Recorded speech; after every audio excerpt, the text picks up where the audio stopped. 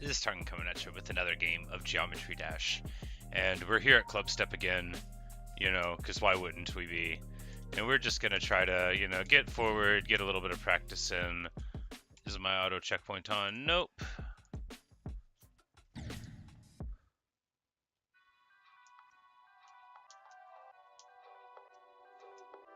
You know, just try to remember what's going on. Not there. Oh, yeah, that's the coin path. That's right. I never do that, but I guess you can do it and not die. Which, that's good. Like, don't say it or I'll die, but like, you know, we did okay with the first part, you know, but this is right. We need to practice this part like some just to get it like good and refreshed.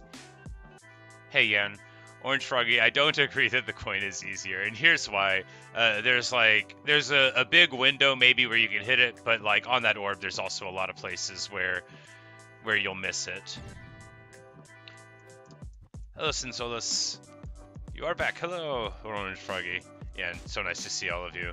Yes, I have made a lot of progress, but yeah, we're just gonna practice this part a bit. All right, yeah, just to refresh, cause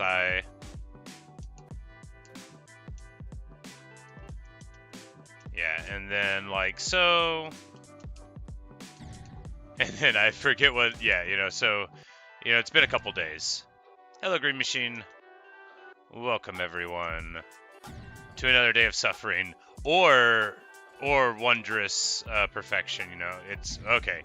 It's possible that we'll win today. You know, I'm not really putting on a performance worthy of that possibility right now. But you know, hey, we all gotta wake up. I've only had some coffee. That's not where I want to checkpoint. But anyway, we just gotta refresh this. I'm gonna. We're gonna do better at this in just a second. You'll. It'll happen in no time. But yeah, no, in one day we went from like 32 to 60, and actually like in just a couple of runs, like as soon as we got past there, it was like, you know. Anyway, I've got to do this because I forget which orbs I'm supposed to hit. But but anyway, like basically the whole 40 to 60% section I think is like very strong cause it's like that ball and stuff. Okay, I just got to remember how to do this. Have I done a path yet? I don't think so.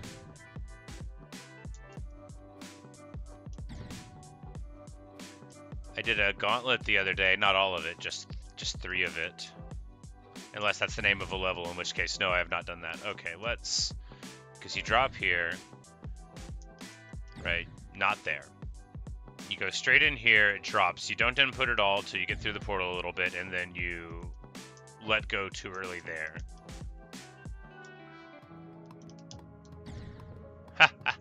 Excellent.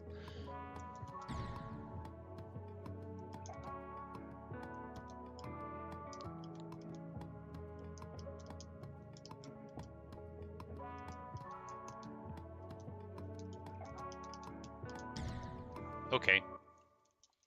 Anyway, that won't happen in a real run, you know. We're gonna iron all of that nonsense out now. But I do like sort of solid getting to here to like 25. You know, not like every time in the runs, but we were doing it like a lot, right? So if we just we just gotta tighten up this section and all the ones after it, and then maybe we'll get somewhere. But I'm not gonna spend too long here, but I am gonna spend long enough to start doing it properly at least a couple times, and then we're gonna move forward. Because a lot of these mistakes, they're like, I know I'm not supposed to run into that wall. Am I gonna be able to practice that out of the way? Maybe. But really, I just need to remember, you know, here. Oh, that's right. I jumped over the thing. You can do that. The slightly swagalicious route, I believe it is called. But it's not great if you forget and then you think you're about to input another thing. So we're not gonna try to do that. Ah, and of course there. Did I do a Minecraft stream? Not today, but many times I have. Yes, I was just I did a couple yesterday. If you haven't ever seen them, I recommend checking them out. You know, of course I would. No, I principally play hardcore. I'm on day like 520 something in my current world, and then I also have a super large amount of wheat that I have planted in a peaceful world that I am like very proud of. But if you ever want like a window into like my strange mind, not a full door, just a little window, you can check out the wheat field. But I will definitely be streaming Minecraft later on today. Well, maybe not definitely, but it's very likely. I have a couple projects on my hardcore world that I'm doing at the moment, and I'm quite engaged with them. I've only been playing Minecraft like a year, so there's still a lot of stuff that's fresh and new to me. Whereas other people would be like, "Wait, what do you mean you just like are learning that?" And I'm like, "Yeah, it's all very interesting." And then here you do this thing and forget to hit the orb. Yeah. Anyway, we're just gonna get through it this time too. No, we're gonna push the checkpoints forward. We've refreshed this enough, and of course we're gonna do it automatically because right there I was trying to place one and I died instead. It's like my thumb can only think about one thing at a time. Indeed, Sensolis, wheat. Couldn't agree more. I've started labeling the Just Wheat streams with the number of seeds I've planted. It's pretty nice. It's at like 270,000 seeds so far. Although, some of them have been replanting other wheat, so it's not all out there on the ground. And we're just gonna do this enough to not do it, enough to not die here. No, we're gonna do it enough to get an automatic checkpoint past it because I don't. Okay. Like, we don't need to practice this, except we obviously do, so we will. Just because it's easy doesn't mean I don't need to refresh it. After all, it's very disenchanting to lose a run to something easy like a fake orb. And then here you go through the roof, just a little bit of this thing, and then the UFO, which as we all know is incredibly easy, and then the ship where you run into the wall. People say that the UFO is bad there. I like the UFO. I never blame it whenever I fail. I forgot to hit the orb again. I was looking ahead. You can't look ahead.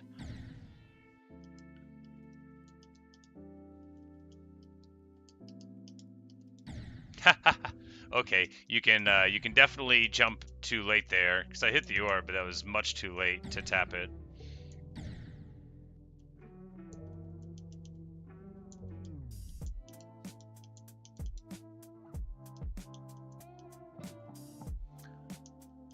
This boss section is quite easy, but I have a big problem with dying right there in practice mode, and not in the real mode yet, but I probably will, because like I'm trying to over anticipate, and there's just a tiny window where you can even hit the hitbox there, but I find it pretty frequently, and I was thinking about the future again and crashed. That can happen. Poor Sir Greenblockington.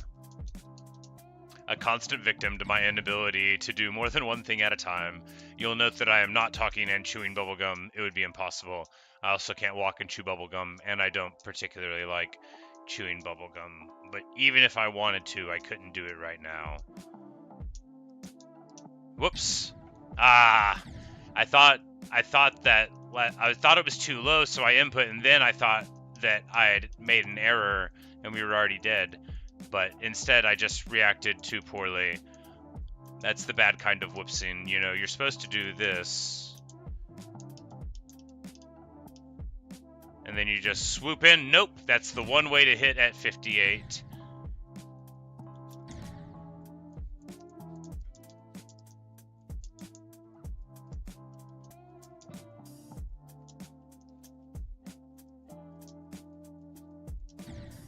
Haha. To look at some of the events that joined our community. I never really have. I'm like vaguely aware that they go on, but I just did like my first of the gauntlets just the other day. Like I didn't even know that they were all there, and then when I looked at them, I thought there were 3, and someone's like, "Are you gonna do all of them?" And I'm like, "Yeah, sure." I mean, it's just like 15 levels. What could it be? And they're like, no, there's like 30 of these pages. I'm like, oh, maybe someday.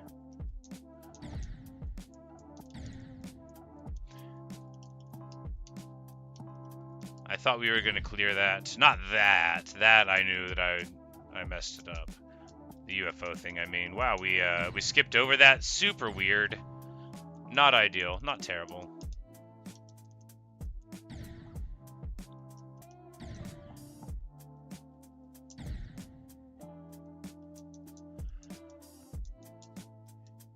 It gives you a one mana orb. You know, I'm aware that they exist.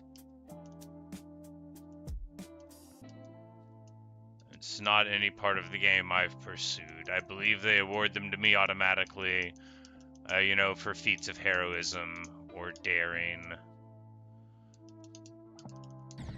And that's right where I died on my normal run, which shows that we just need to practice that part a couple times, because I literally forgot what I'm supposed to do there. Do I hit like 2 and then we zoop up to those portals? I think that's what we do. Zoop is, of course, a technical term meaning to go one direction and then another. To zoop is the infinitive form of the verb. Used in a sentence, zooped around. I zoop, he zoops, we zoop. 48% again. Alas. That's one of those deaths where it's like, oh, actually, I'm too good at the game, you know, because you're doing the right thing, but, you know, wrong. Ah, that was a little bit lower than I thought. I thought we had time there. Whoops.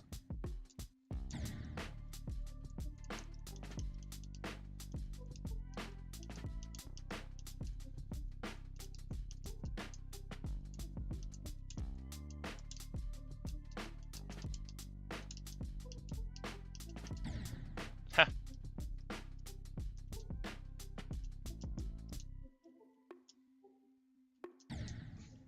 That's a good place to. It's a good place to die too.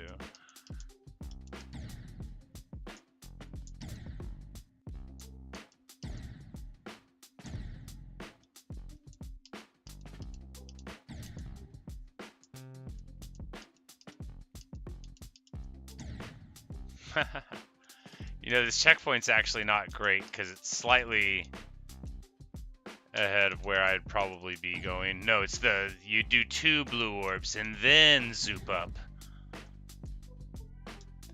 Do I think Geometry Dash has lore? Even my Geometry Dash playthrough has lore. Sir Green Blockington exists in a sort of, you know, Buddhist hellscape.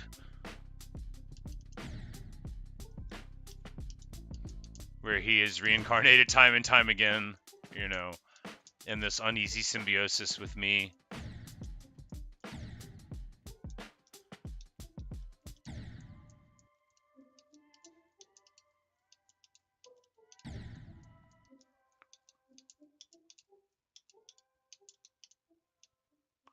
But no, I'm like, even though you're going to see me die at the UFO part, it is the part that I'm very good at, I think.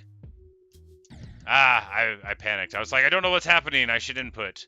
That's that part, which is tricky because you need to hit the portal, you know, at a specific angle, right?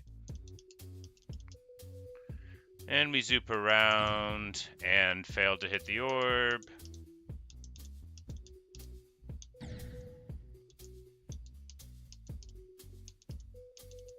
See, like I said, I'm good at the UFO part.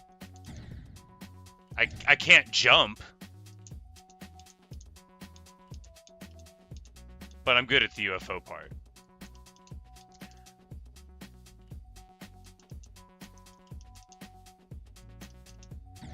And then I gotta remember what happens there. Blah, too low. Ha, right after saying I'm good at it. But you know, you can enter the portal at very different areas, and you just gotta identify them. And I'm not doing that, you know. I'm not doing that at all.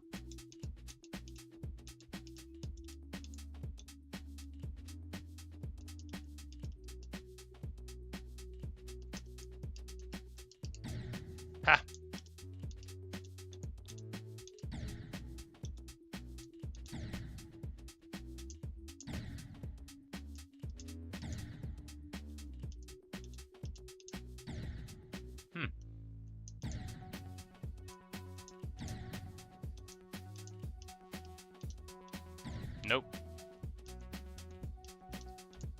Yeah, it would be better for the checkpoint to be slightly behind because it's sort of like ahead of the wall.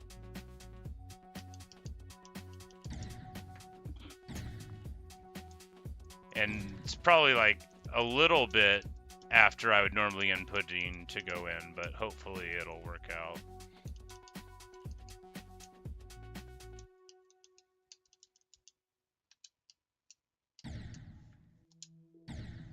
Yeah, but we need...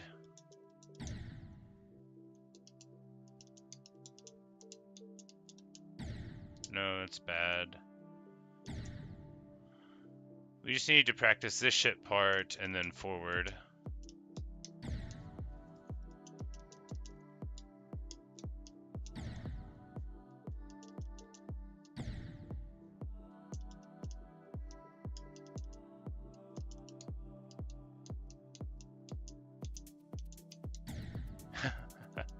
Totally forget what happens there.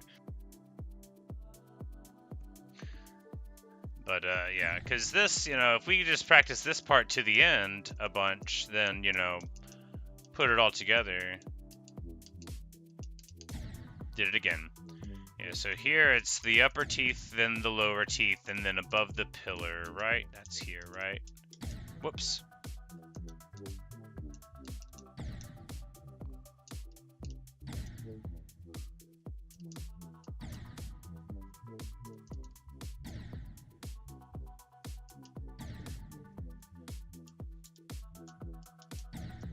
Yeah, you gotta hit this portal kind of low, or the momentum will carry you up. Ah, blah. The ceiling there is safe, which makes it all the worse to run into it.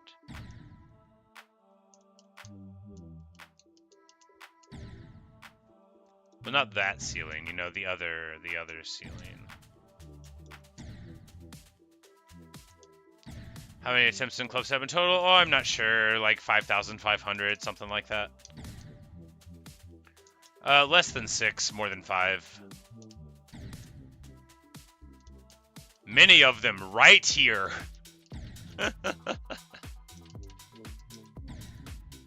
So many of them right here.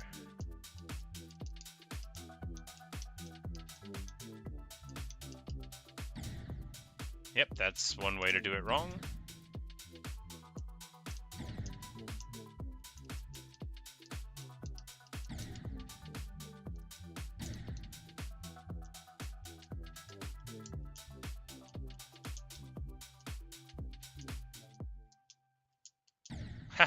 Okay, we're just gonna keep on doing that, I guess. Amazing.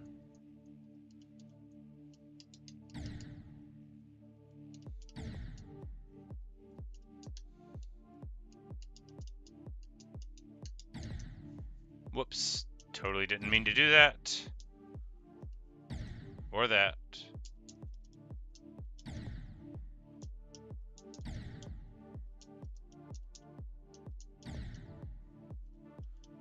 My opinion on Clubstep, I mean, it's really hard, right?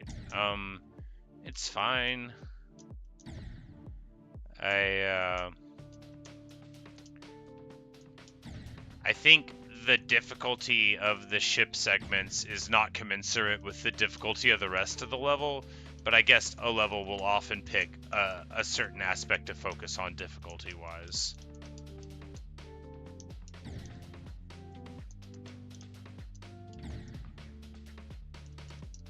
But, like, when I first went through it on practice, I was not yet, you know, good enough at playing the game. I identified that after a couple of hours. But, you know, my 20 hours on Death Moon made me, you know, better enough to return. Not good enough to beat it, but better enough to return.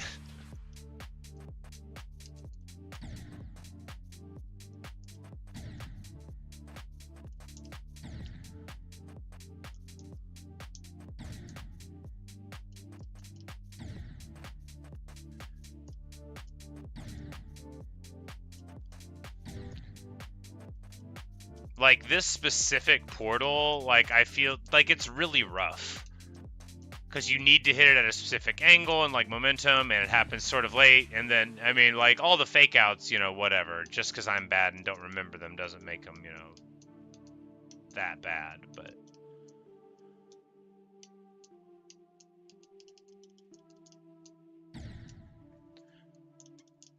And even that section is better. Like, I really hate this portal. I think... Just, like, so much.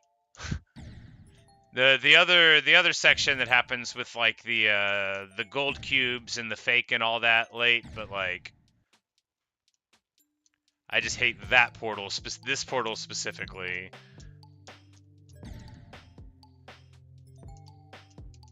I wish it happened at like 5%, so it could just eat a bunch of runs, because I can just tell that I'm going to die here. Because there's so many ways to do it wrong, and so very few ways to do it right.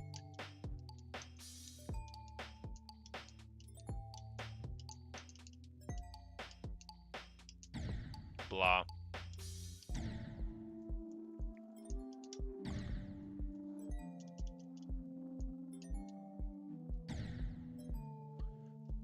I've ever played platformer levels? Just like a couple of times on customs, I think. There was one that was like temperature based. I played for a bit. I got through like one panel of it, you know.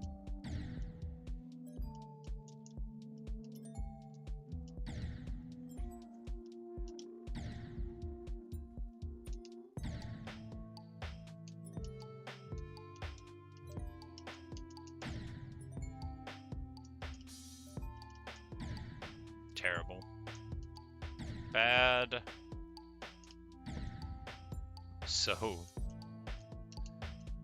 So awful. You know, because you're supposed to get better with practice, and if I am, it's not showing up here, right?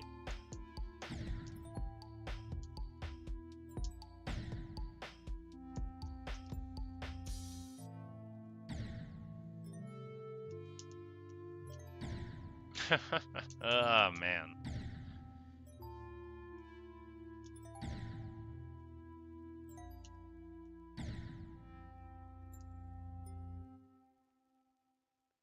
I don't know what any of those words mean. Senseless, I don't know what any of those words mean. Except, do you know what of is? By the way, bird is staring at you.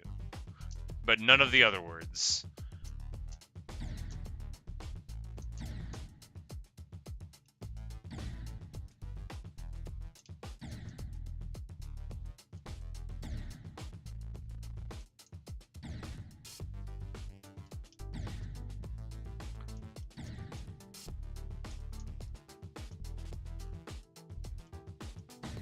Blah.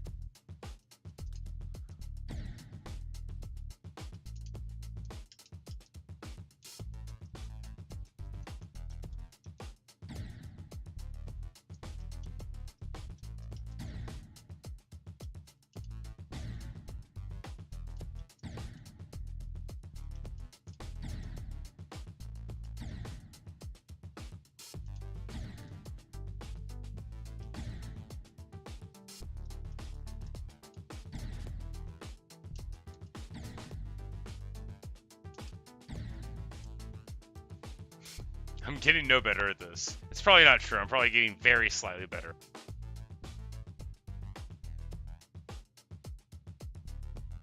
But this is the bottleneck, you know. Very end, which hopefully I just won't mess up.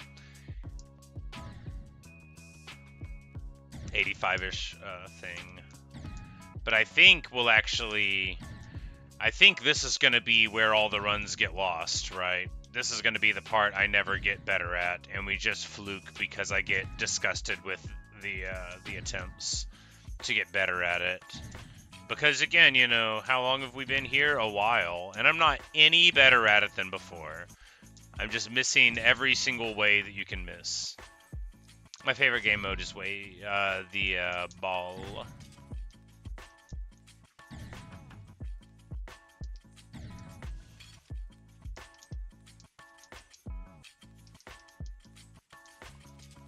because that specific part is like my bane in Geometry Dash, because like I need things to feel the same every time, and that portal makes things incredibly different based on very small differences that you run into it, you know.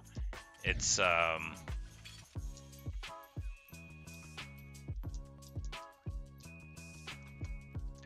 it's not my preferred way of playing the game. Blah.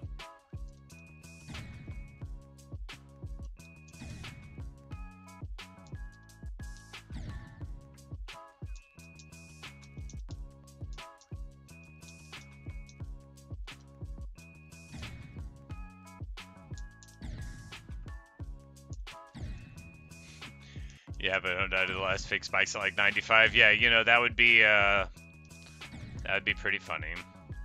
Or like to one of the super easy cube jumps.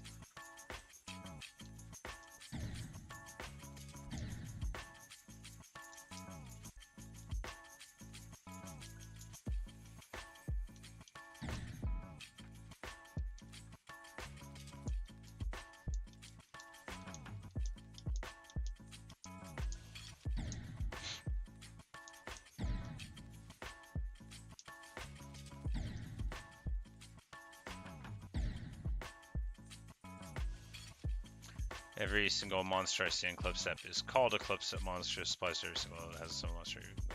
Hey Natasha, I don't. This is gonna sound. I don't know what you're talking about. I see people say that sometimes.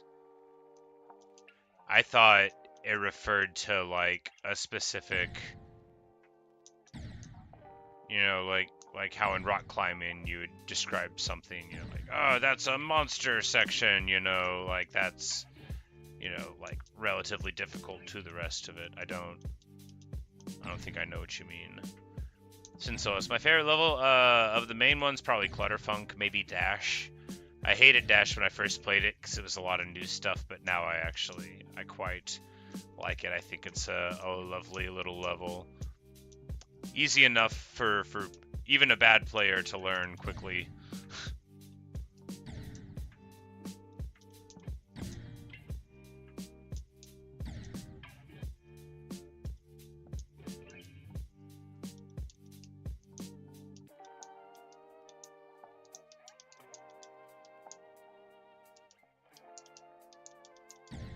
Yeah. Yeah, I like the gameplay of Clutterfunk, and I like the color and the aesthetic. And although I don't play with like the backing tracks on old good old Bouncy's recommendation, I did listen to the music for Clutterfunk, and I was like, oh yeah, this is great. This is a jam, isn't it? This is good stuff. I could listen to this one and close the restaurant.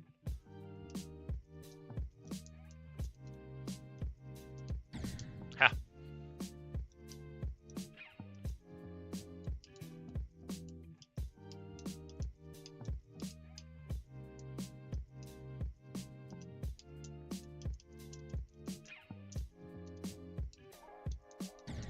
Ha. Hey Chase, good morning. I'm doing just fine. I am failing at Clubstep. No, I'm probably getting slightly better without noticing it.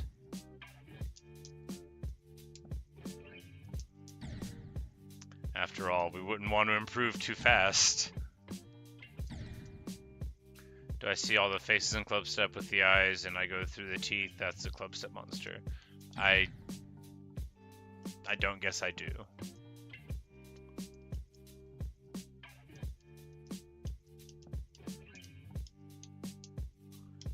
There's a lot of stuff that other people think is very obvious, and I just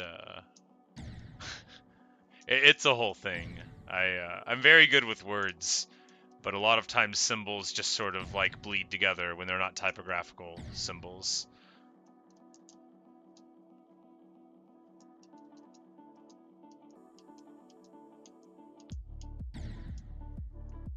Like, so in Stardew Valley, I was playing it, and there's like a fishing game mode, and there's a bar on the screen that's like a green bar, and there's a little fish icon next to it, and I just like didn't see it. All I saw was the green bar. And so I'm like, I couldn't figure it out. And people are like, you got to look at the fish. I'm like, I have no idea what you're talking about. And it's literally like right there on the screen, right next to the thing I'm looking at. But that is a thing you'll have to get used to if you watch me go through life in video games. It is an aspect of my brain that unfortunately seems to be permanent. I've learned to get by without understanding pictures super well. I mean, like, I can get them. I often don't notice them or think that symbols are as important as they're supposed to be. Especially when there's a lot of stuff around and it all sort of looks the same. I just assign no importance to any of it. Micromonster, you say, since I work at a restaurant, what's my favorite food? Oh, I don't know if those two questions are related. No one hates food like a person in the industry. I like bread a lot. Bread's good.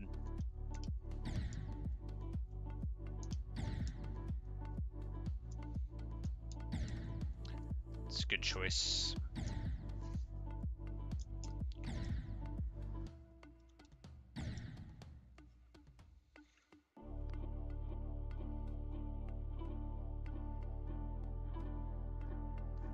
My favorite food to prepare for customers.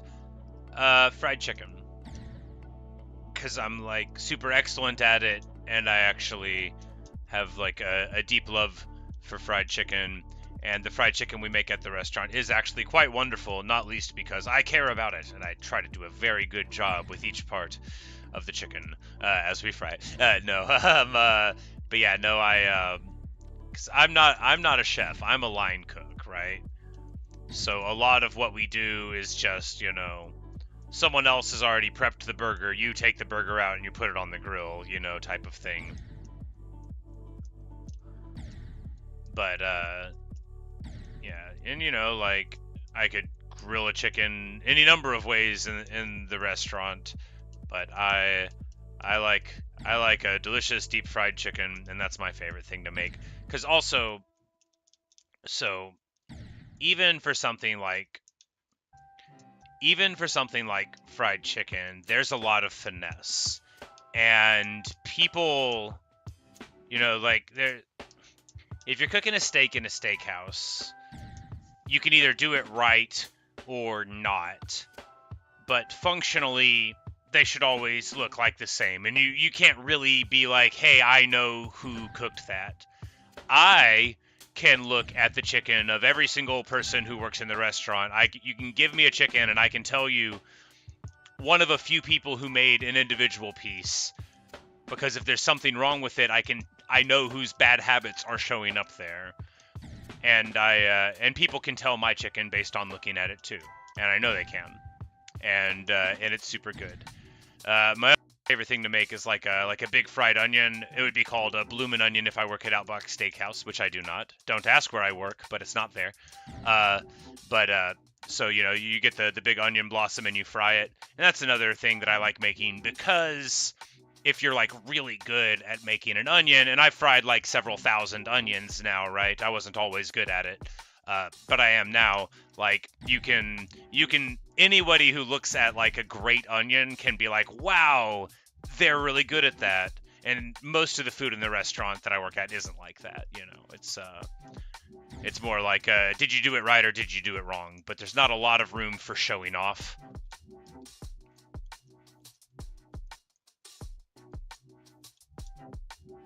And I like to show off. I like to put the chicken on the plate and just nod at it. Or like say something like, Bella. Just give some compliments to the food. And then, of course, inevitably somebody's name or nickname is like whatever Italian or thing, or like, English letter of the alphabet that I say, like, yeah. And they're like, that's my name. I'm like, no, I meant the chicken. I was complimenting my own work.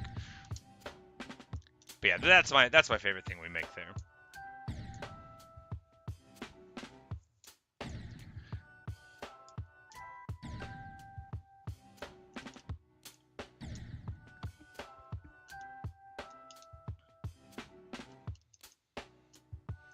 But my favorite thing that I make is my chocolate chip cookies, which are just wonderful. I need to make them. I know I say it all the time. I haven't made them in ages.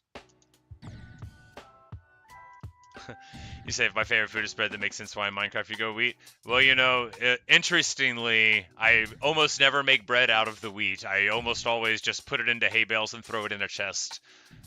Sometimes we feed it to cows. I really just like the way that the wheat field looks.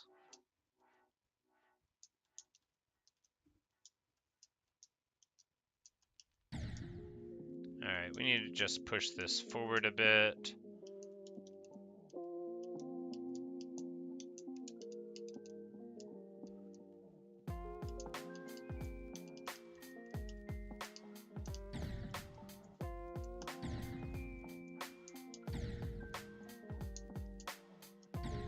Ha! Yeah, we clearly need to practice this part, although it's super easy. I mean, up to right there, where it's no longer easy anymore.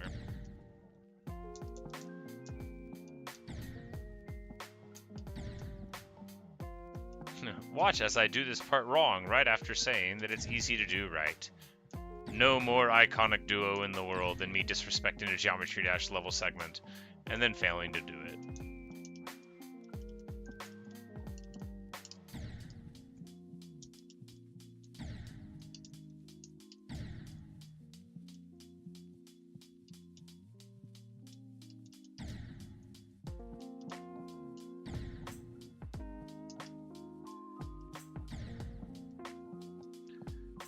Have I heard of Mega Hack? I think so. That's some sort of like mod pack or whatever for Geometry Dash.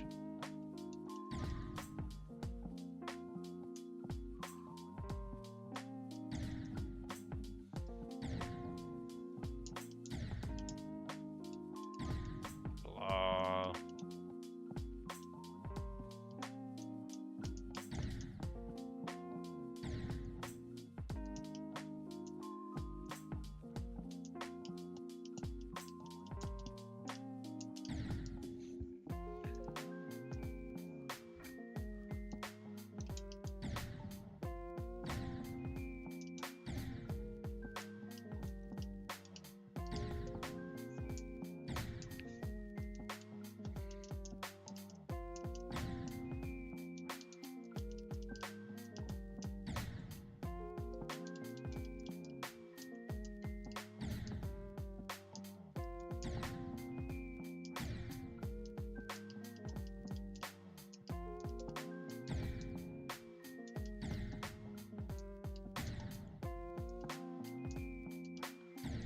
Ay, ay, ay. Feels bad. Just so bad. Man. Terrible. Yes, it is a nice day today. A nice day for poor Sir Green Blockington to die over and over and over and over again.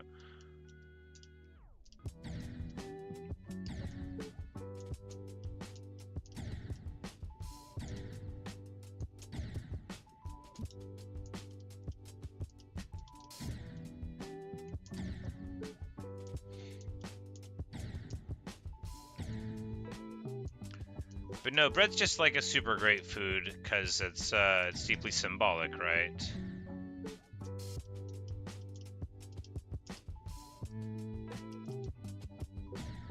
All right, you go down there.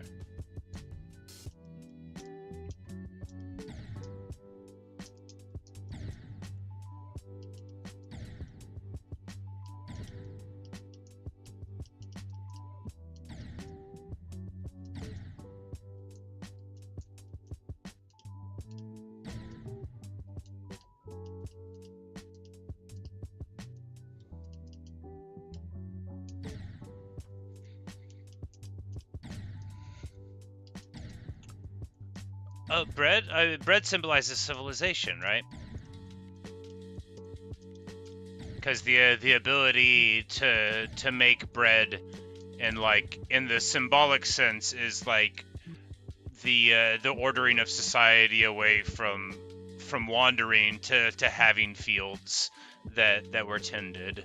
So it's sort of like in a and again, this is not like an accurate view of history, but in sort of like a romantic kind of way, it symbolizes like the comfort of the hearth and the city walls and the pasture, you know, and that kind of thing.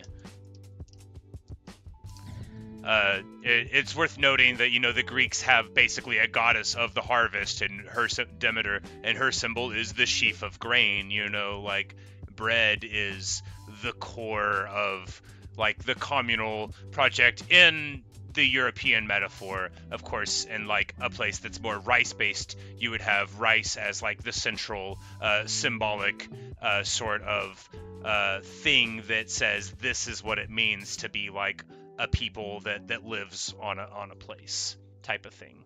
Anyway, that's what bread means to me.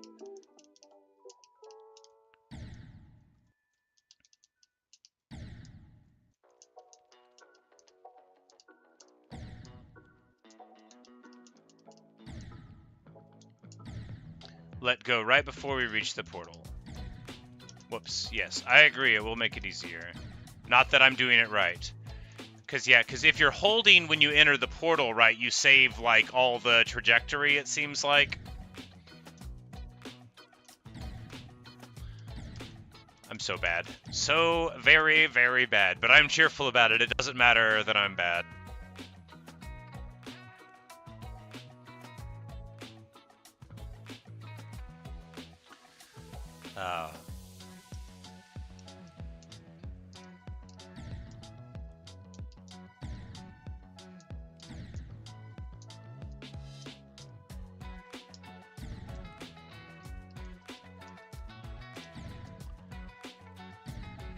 What Geometry Dash level have I enjoyed the most until this point?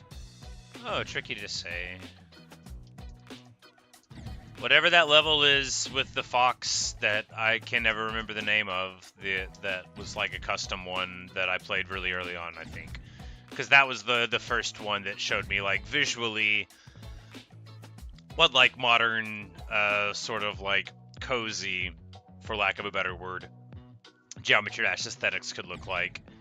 And it really made me think, oh, wow, there might be, you know, hidden layers to this game, because that one, or the tower one, because both of those sort of, like, opened my eyes to the potential of, like, how levels in the game could be, whereas, you know, I had a very much, there will be squares and circles and triangles sort of perspective on it, until I played that amazing outdoor level with the fox, or the one where, you know, you bounce off the walls and it feels like you're in a sick, like, 16-bit platformer.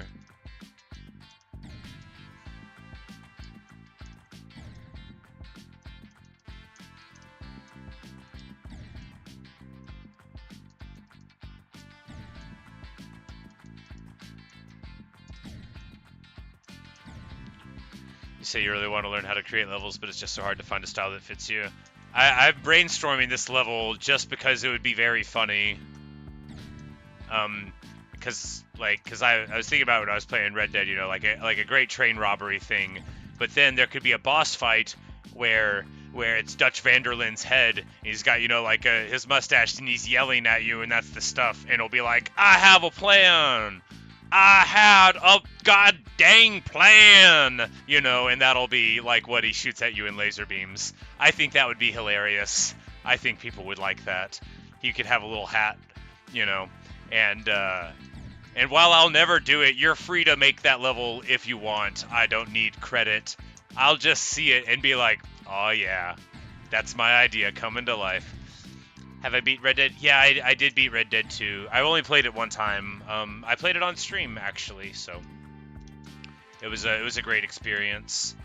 I found some aspects of the game's style very aggravating because I hadn't played like any what are called, I guess, GTA likes, and I expected rather more options, I guess, which led me to get frustrated a lot at a couple of points whenever I was emotionally involved with what was happening and I wanted a different solution. But it was a wonderful experience and I had a great time. I keep on thinking about playing it again, just slow playing it and, like, you know, fishing in all the streams, you know, that kind of thing.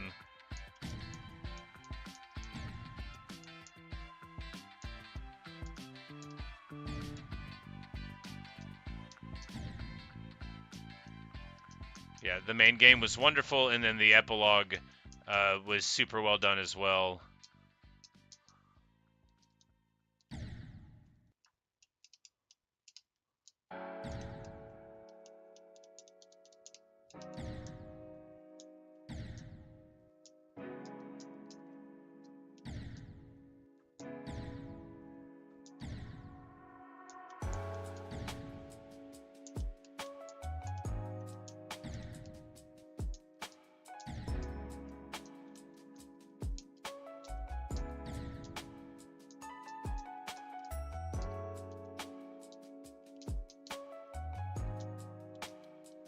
Whoops. I'm like, nope, that's wrong.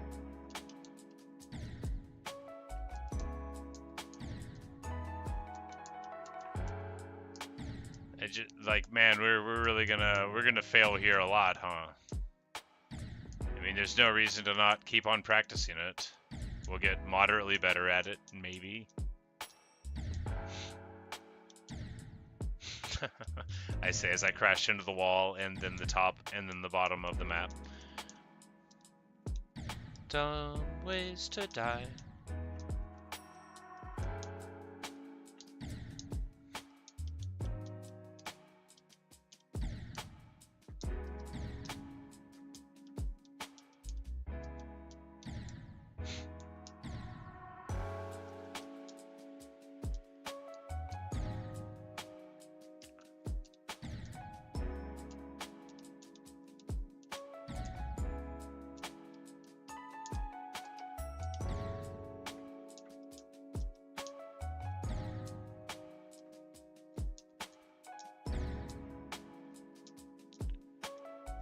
Do I know 9 circle souls? Yeah, people have shown me them before.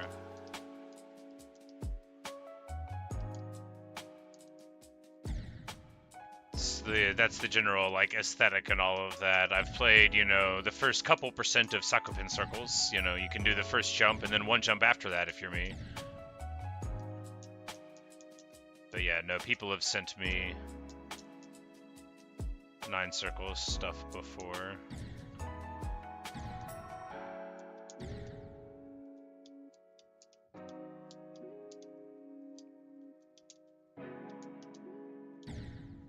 Or we could forget to jump there.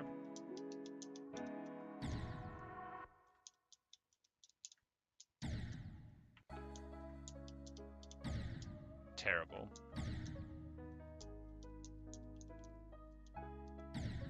So bad. Alright, I was like, I won't make that mistake again. Runs into the wall. Again! You know, this just goes to show that I am very capable of learning no lessons at all. Hello, KH234. Good morning or afternoon, as the case may be. Good pre-noon, as the 11 o'clock hour should be called. Bad.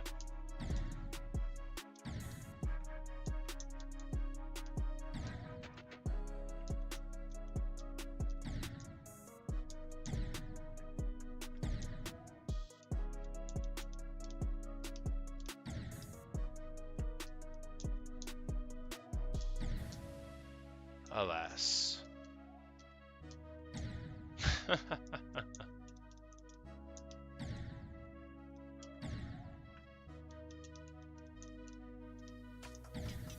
Sure.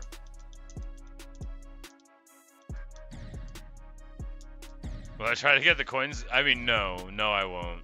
If I get them by accident, then I'll be like, oh look, I got a coin. Clubstep's harder than Theory of Everything 2. I don't believe you. I couldn't get past 17% in practice mode on Theory of Everything 2. And I spent like 1,500 attempts trying to do it. Hey, Bincy, how's it going? I am currently failing at this. Just over and over, I am failing at it.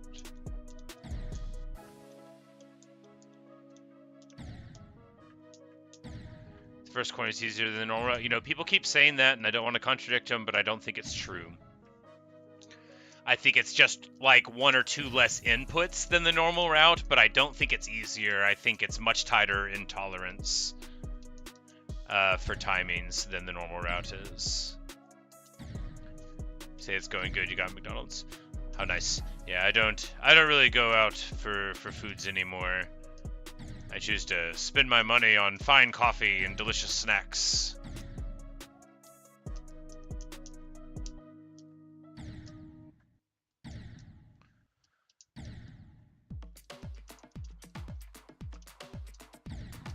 No, I figured out like a marvelous little open-faced sandwich that I do recently. So you get French bread and you cut it like a little bit thick and you toast it. And then I got this garlic parmesan aioli that was pre-made at the store, for like $2 or whatever. It was very affordable. Spread that on it, and then Genoa salami like cold from the fridge, and then you just put it on there and let like the heat of the toast melt it down a little bit, and then you can put like a little bit of sriracha or whatever. Mwah, good stuff. Anyway, that's what I had last night while I was waiting for the water to boil for my ramen. And that's probably what I'm going to have for lunch again today.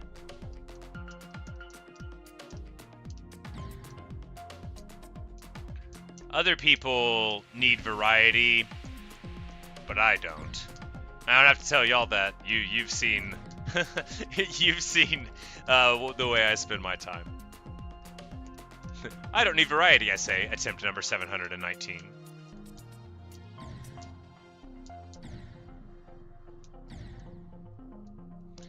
Do I like platformer games in general? Yeah, certainly. I would say that, like, through life, it's been one of my favorite kinds of video game. Absolutely, from a childhood playing Mario and Castlevania and Donkey Kong Country and all of that, which were like games my family owned and that I loved very, very much. And then like I was playing Celeste this last year, and it was an absolutely magnificent experience. Anybody that likes platformers that somehow hasn't played Celeste, you should play it. It's the best.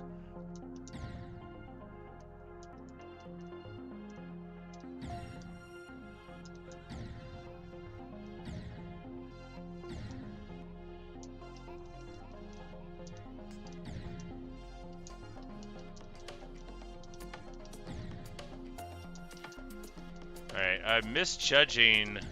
Yeah, that's what's happening principally here. Is it a very slightly higher distance? I'm treating it like it's the same distance as this, and then I keep on messing up. Not this portal, but that one. It's what? How much longer? Not a lot longer. 15 frames?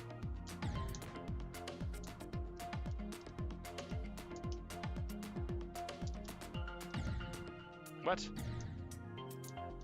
You're gonna go crush Clubstep? Well, good luck. It's not very hard, so... Oh, you gotta go. You want me to go crush it. I thought you were like, you're gonna go crush Clubstep. I'm like, yeah, you show that level who's boss. Lord knows I'm not doing a great job of it. Ah, alas.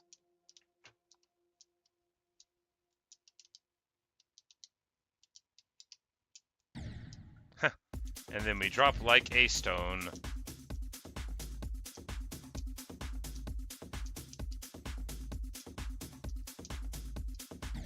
Again.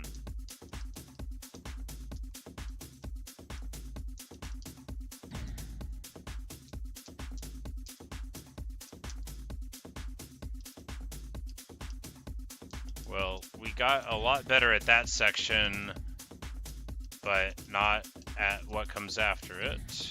Well, not a lot better at it. As you see, we've just died again. Twice. Alright, we've gotten no better at this section. It was just a rare fluke. And actually, we're still very bad. Got it. Got it. Good.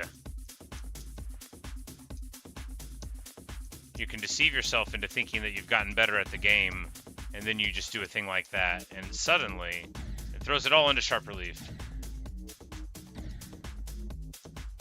When I changed my icon, I changed an icon the other day when I beat Dash. Oh, it's wonderful. But there's not a spider in this level, so I can't show it off. It's Sir Green Blockington inside of a little mecha spider, and he's like inside. He's like controlling it like it's a Megazord, and he's a Power Ranger. Oh, it's wonderful. It's just the best.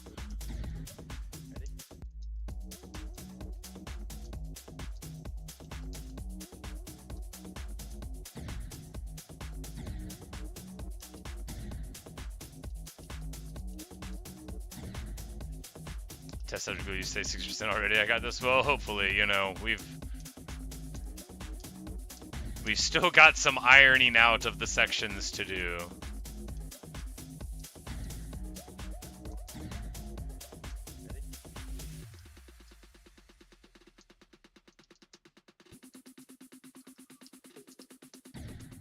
Not least right there.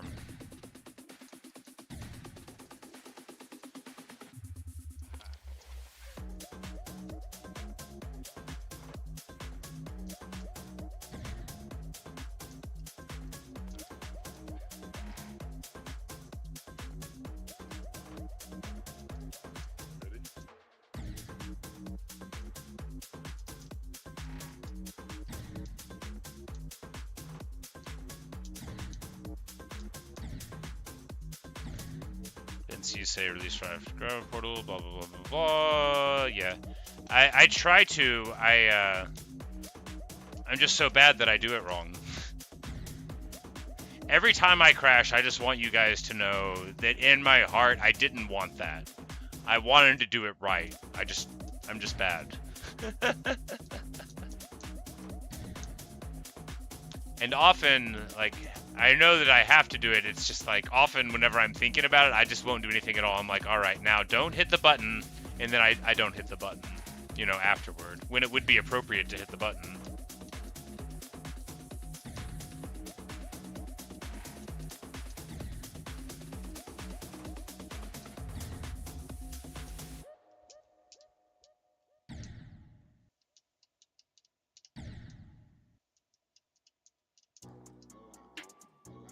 Ah.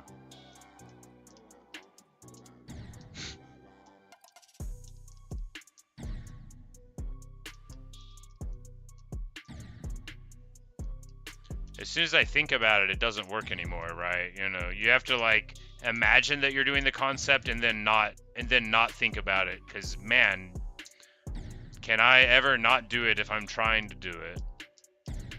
I just do that. I'm like, all right, yeah, don't hit the button. Runs into a wall, runs into a floor.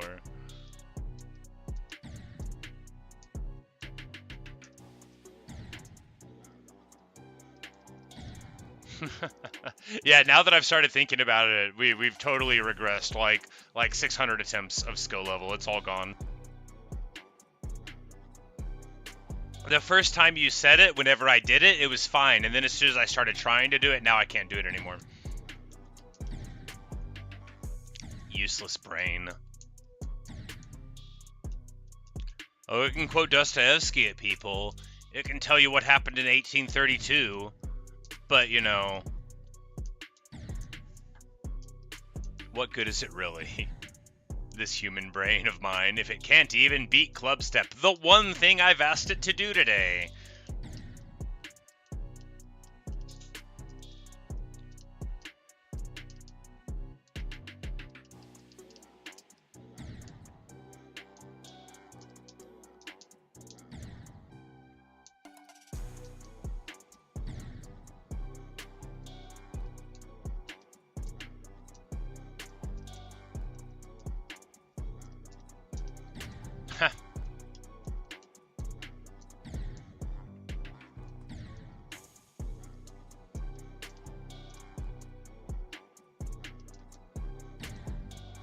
Like, sometimes you hit an angle where it just, like, totally works out and it seems super clean, and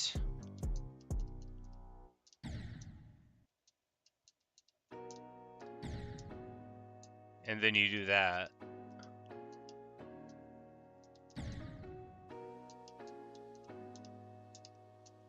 Like that. That was just, like, it felt very direct, and then every other time I do it, it doesn't feel like that, you know?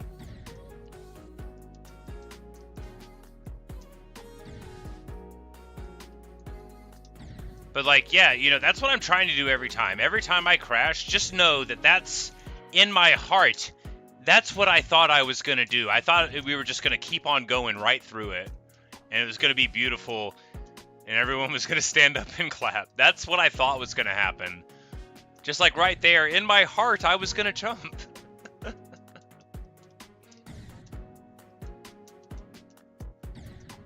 Blah. Terrible.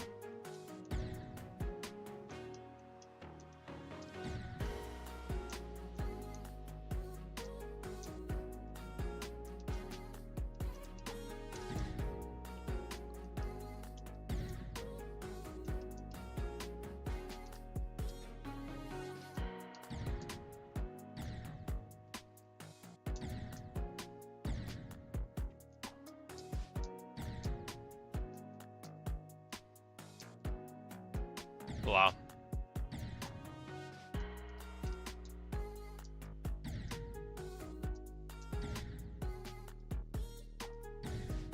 This was the part that made me quit the level the first time, or rather, that made me say, once I get past this, we're never coming back.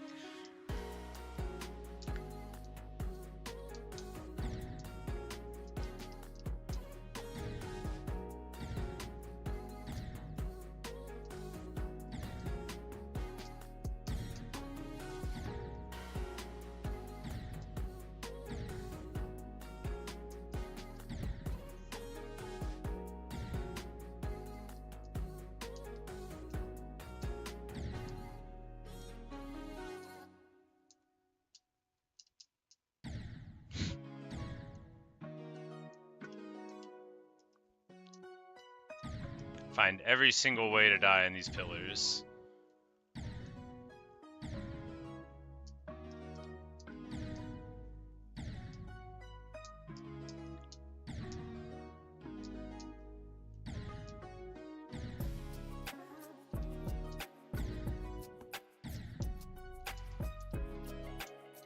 But I mean, I kind of like Clubstep, right? It won't be too bad to spend like 2 or 3 years playing this level. It'll be fine. It'll be okay when I die at 90% like 12 times. And 89% like 18 times. When I started Jammer Shash, September or October last year.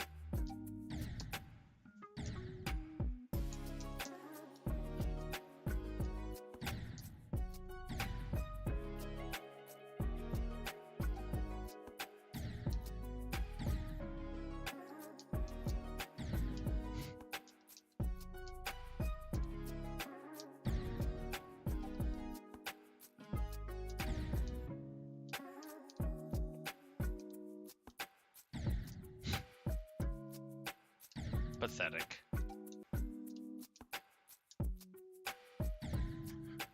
Sometimes it feels like you go a lot faster out of those than other times.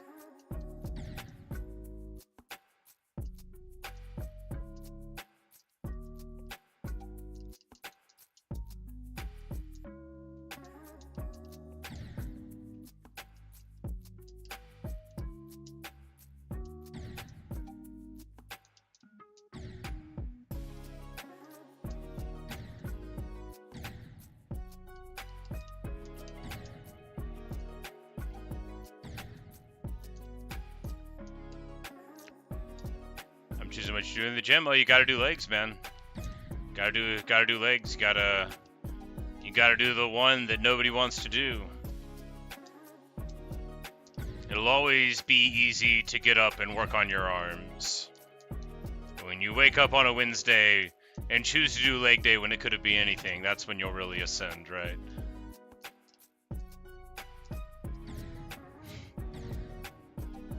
I don't really exercise as much as I should.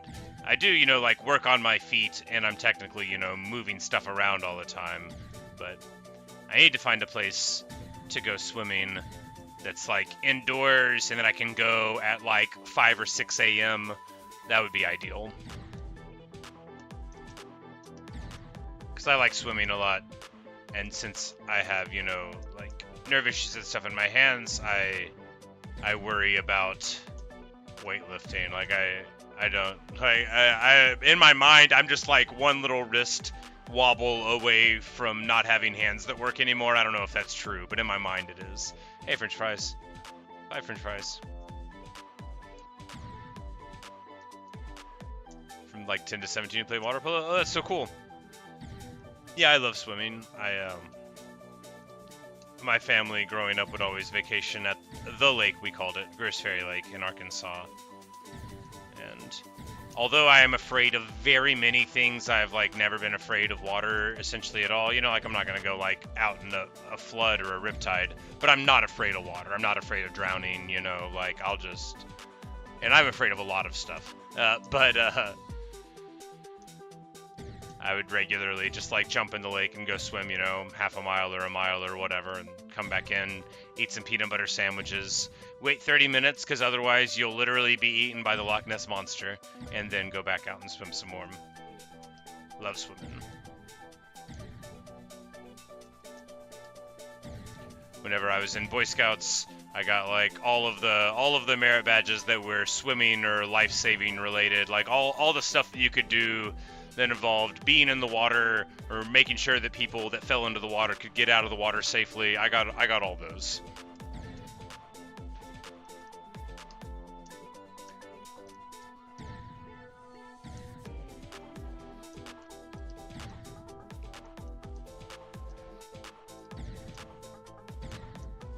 So hopefully you'll be done with exams so you can swim. You live by the sea. Oh, that must be awesome.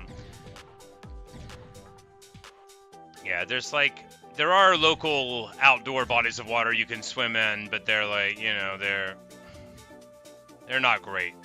Greer's Ferry Lake is great, but it's not very close to where I live. Not close enough for me, because while I do love the water and am not afraid of it, I'm super afraid of the roads and traveling on them, so. If I consider buying a new controller or some other input device, well, you know, I bought this controller 2 months ago. I've already ruined it by pressing the button, you know, 200,000 times. But, yeah, I've been trying to think about it, because they have those SEO device things. If I can get one that I can, like, press with my thumb like I use the controller, then that could be advantageous, because I understand that you can press the buttons like a couple million times, and some of them you can even just like put a different button on type of thing if one gets messed up, and that would be nice.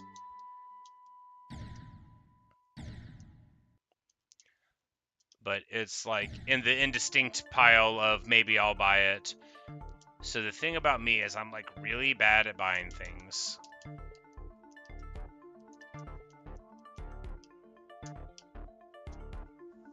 Like really bad at buying things.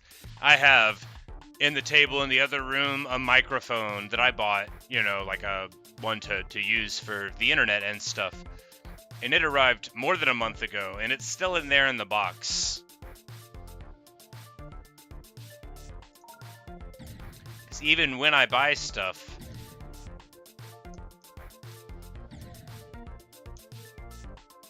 yeah, because if I can hold the SEO device in my hand and click it with my thumb, that would be ideal. Because then I could save this poor controller's life, what's left of it, for other games and pursuits, you know, that are not as A button intensive.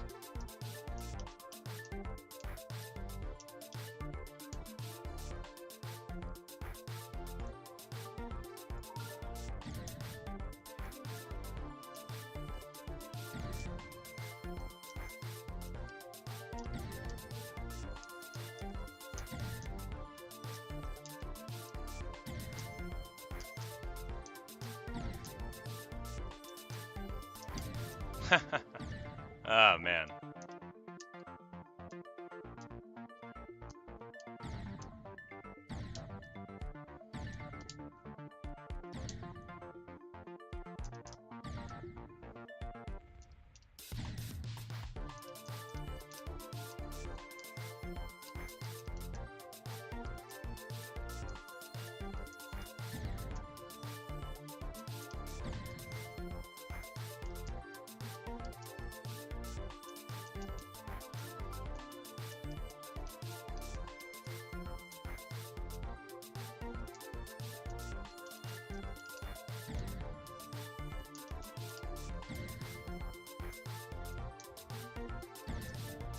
Test subject, you say I'm doing great? Well, thank you.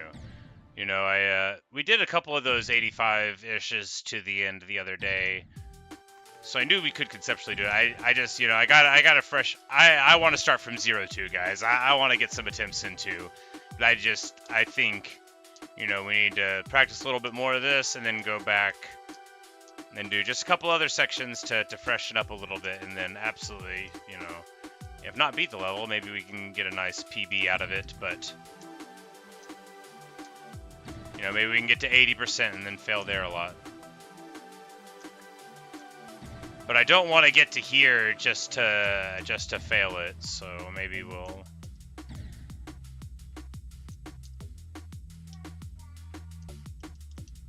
Because if I die to one of those spikes, that's going to be like a massive bummer. This is an easy section that should be essentially free till you get right there. But not this part of it. This portal is tricky. There's all sorts of weird ways to die there, including that one. And that one. And that one. Do I like plants? Yeah, absolutely. I need to buy another tree. Mine died a couple years ago. I left her out one night and then it was like a freak cold snap. I was sad.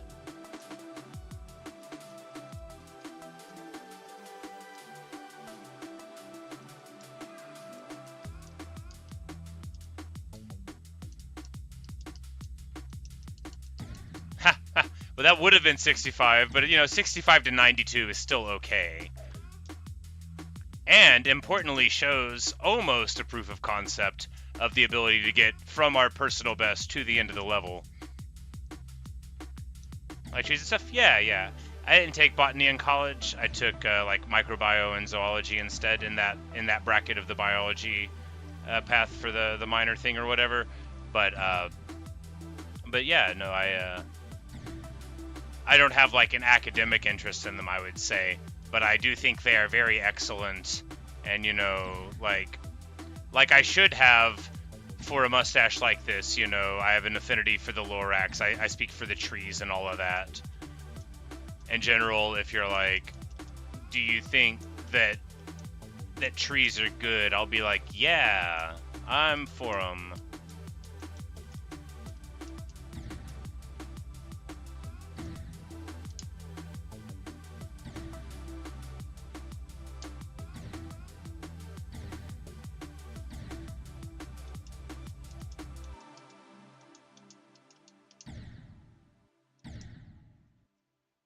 Microbiology was like maybe my very favorite class in all of college. Because I loved the lab. Like I found the lab incredibly awesome and fascinating. It was the best science lab for any class I've ever had. It really like brought all of the concepts to life. And like I just continue to think it's mega cool. Like microbiome was awesome. I loved it.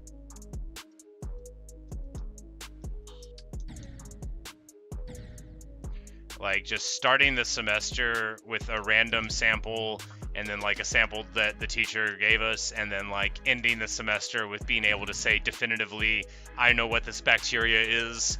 I did all the tests and now I can tell you what this thing that I found on the ground out there is. Like that's super awesome, and I'll always think it's cool. Because plenty of other science labs, it's more like okay, now we tested with the spectroscopy the whatever of the liquid so we can figure out, yeah, which that's fine, but like being able to grow a bacteria in various ways and then be able to crack open Bergey's Manual of Systematic Bacteriology and get the exact right answer. Oh, you didn't like the Petri dishes? I thought it was so fun. I loved wearing my silly little coat and my silly little safety glasses. Whenever somebody did something unsafe, my professor, who had a metal leg, she lost it when she was a little girl to a staph infection. She would rap on her leg with something loud, and I thought that was like very excellent. Because she would be like, "Dude, do you want a leg like this?" She was awesome. I learned a lot from her. Petri dishes, that is exactly what they're called, and it is how to spell them, although it's a weird spelling in general. You wouldn't expect to see a word end with an I in English, unless it's like a plural of a word, or the name of a car.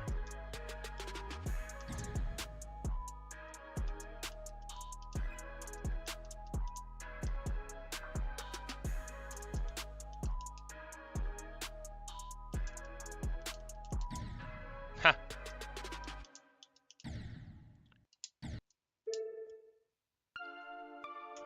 Alright, well, I am going to take just a quick break. I'm going to go grab a drink because my coffee is very sadly out. So it is time to move on to cold sources of caffeine for the day, my favorite. I'll be back in like 2 minutes, and we will get on to some regular attempts.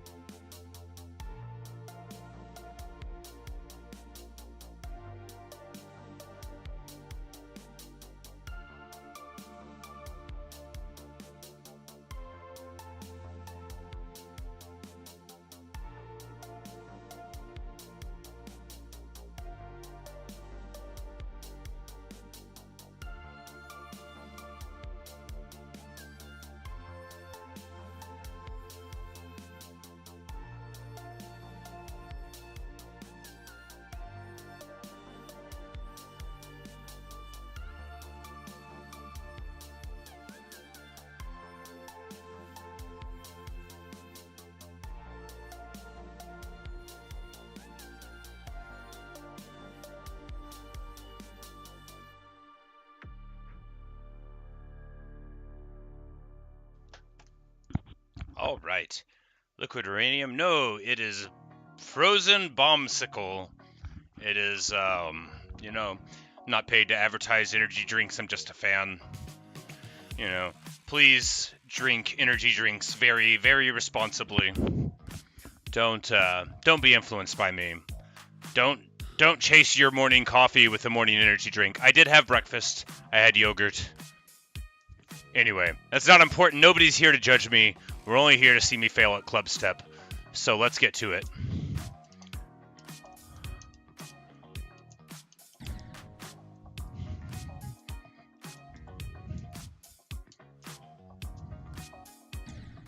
Okay.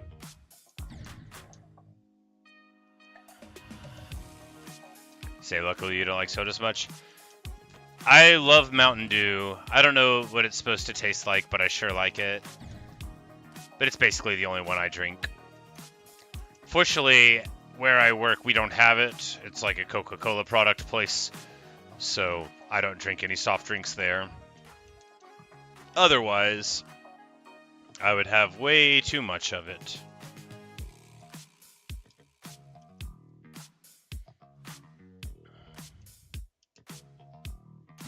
Ha, bad.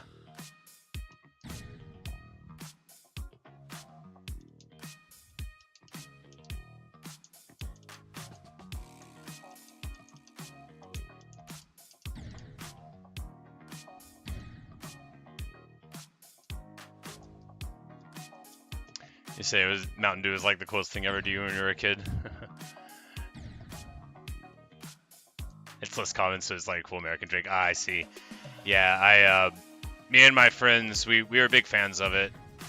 So at American schools, depending on the school, I don't know if they still do it. They might have changed it eventually, but used to like they would have like Coke machines on campus But so Mountain Dew is like a PepsiCo product, right?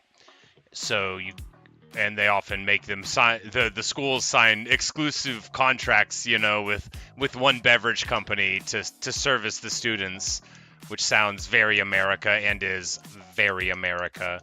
And we crashed. But so you couldn't get Mountain Dew at school, but once I got a job and stuff at the library, I would bring like 12 packs of Mountain Dew to school and hand them out to my friends. Like I would walk up in the morning and like a baron holding court, I would distribute Mountain Dews to my pals as we waited around the flagpole, because nobody else could get Mountain Dew. You had to buy it at a store and bring it in.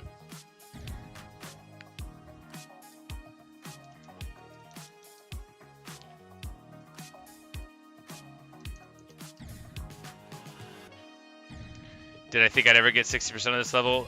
No, I never did. Is it really Pepsi? Yeah, absolutely. So, PepsiCo is actually like a super massive company, multi-conglomerate. They own just so much random junk you wouldn't believe it until you look into it. So, like, if you're familiar with Mountain Dew Baja Blast, so Taco Bell is owned by the same parent company and all that. So that's why they had like an exclusive flavor, was because it was Pepsi trying to use the allure of their soft drink to get people to go to Taco Bell, which they also owned. Just a little bit of Mountain Dew facts for you.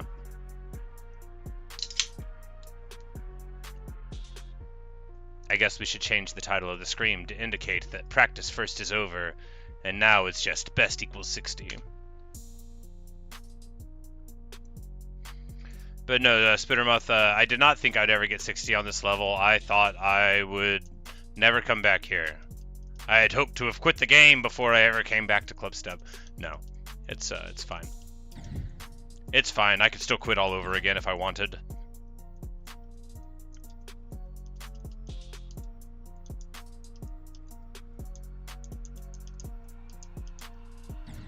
Blah.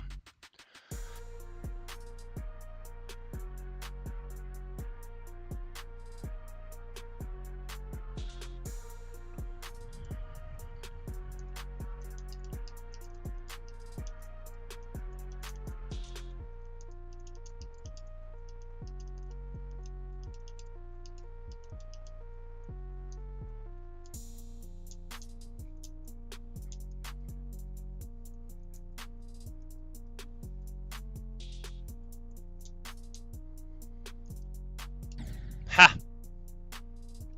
Bonked my head on the ceiling there. Made the trajectory weird. Feels bad.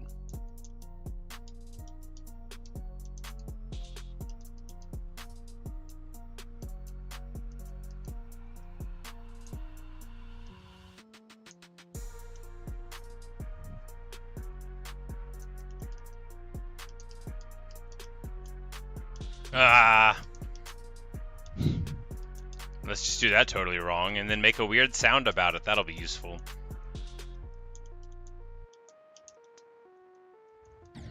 Okay.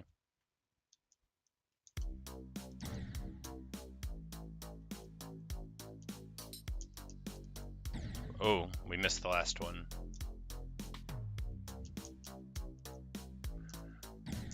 Okay, back to not being able to do the very beginning of the level. Cool.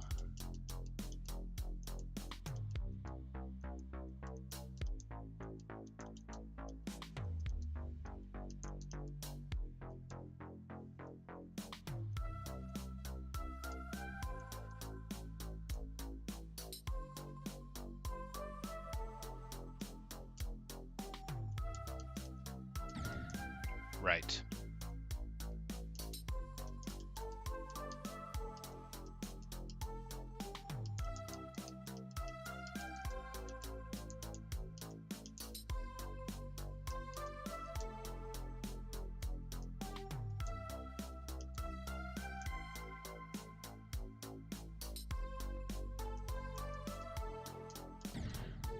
Blah. Yeah, I would say it's harder than Death Moon. That seems to be the general consensus of people. But a lot of people say it's like the only reason Death Moon would even be kind of close is because it's much longer. which gives you, you know, a lot more opportunities for failure.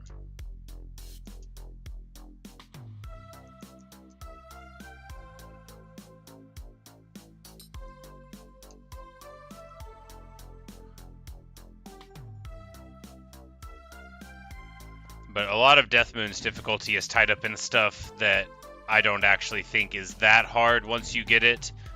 Like, a huge amount of the wave sections are not that complicated. You just have to know, like, hey, this is the line I'm going for, and then you're fine.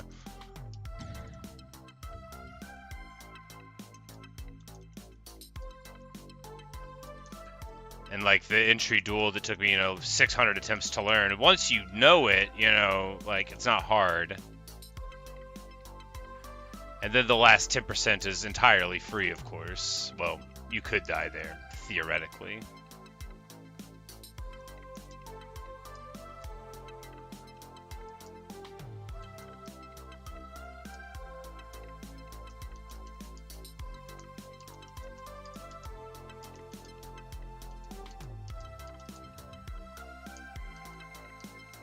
Alright. Nope, too late, too late. I was trying not to go too early, and I went too late. Alas. 50% is totally useless to me now. Just like 2 days ago, 50% would have had me so pumped.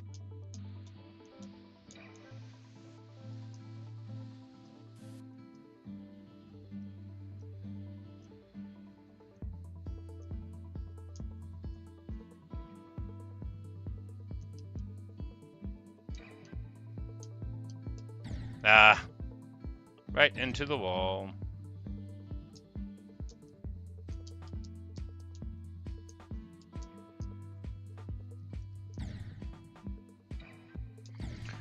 Yeah, so like the big thing about Death Moon, which is why someone recommended it to me, is Death Moon doesn't have orbs, right?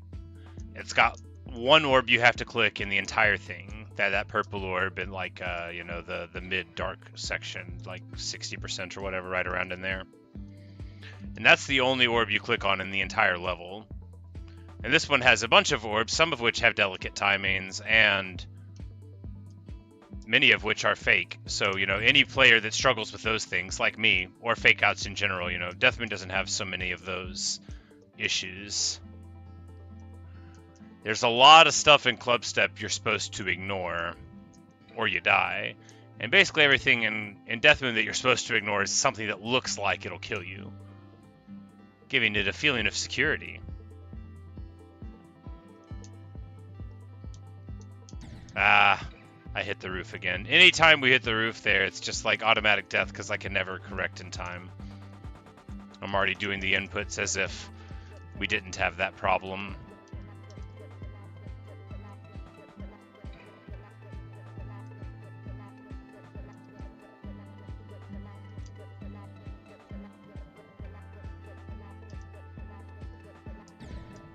Terrible.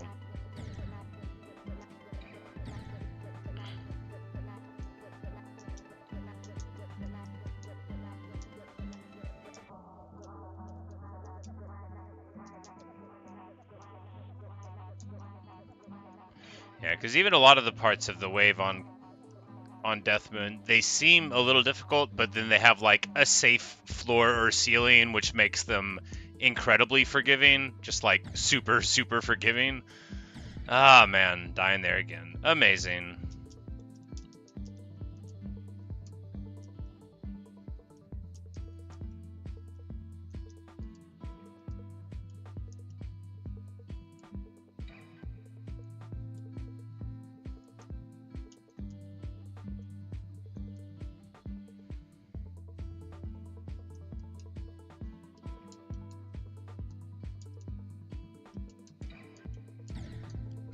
Great.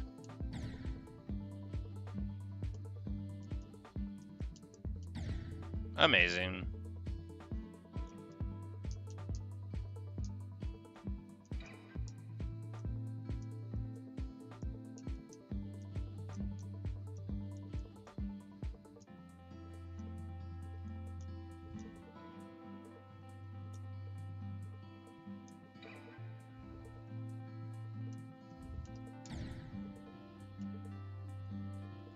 Have I tried holding when I'm falling before entering ship? Yeah, I just don't hit it at all. If I try to think about a thing, I just won't do it. It's a problem with my brain. It makes me an absolutely terrible Geometry Dash player. But if it didn't do that, something else would. I don't really have the makings of a varsity athlete here.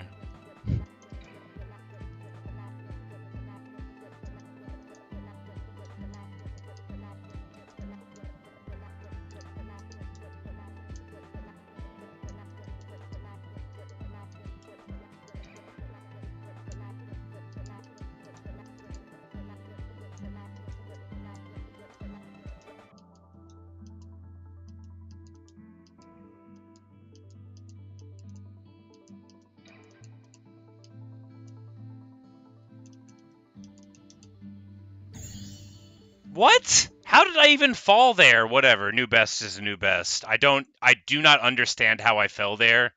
I don't get it. It doesn't matter. I really don't know how it happened though. I didn't think I had any control at all at that section. Clearly I did.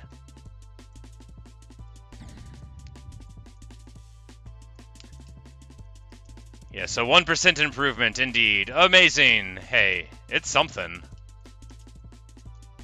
I did hope for slightly more, especially not to die at a part that I didn't even think I was in control.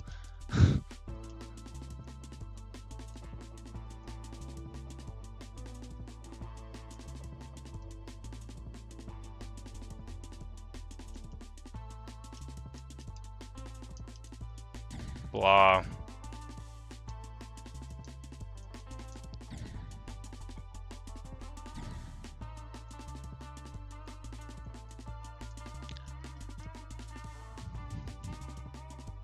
If I get that part to 100, I'll be good to beat the level. Is this like a John Madden thing? Now, ultimately, the team that scores the most points will win the football game. If you watch a race, and now, whichever horse gets across that line first... No, I'm just teasing. You probably mean if I practice that section, then I'll be fine to finish it up. But I read it initially as, if you just, you know, take where you died and just don't die anymore, then you'll win.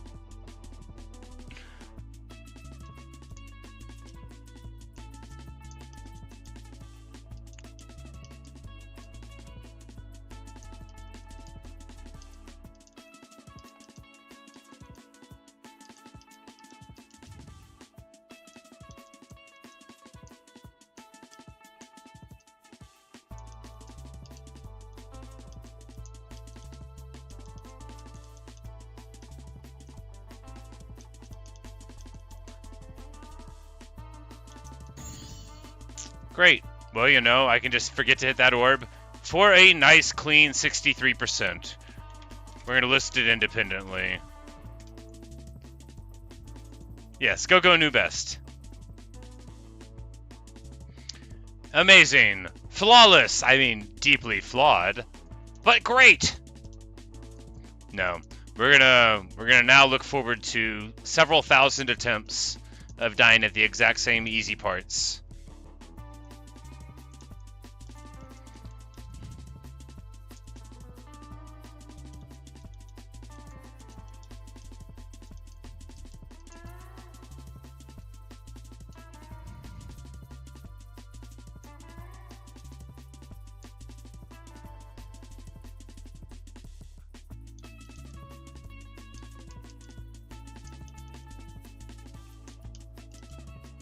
Ah, blah, blah, blah.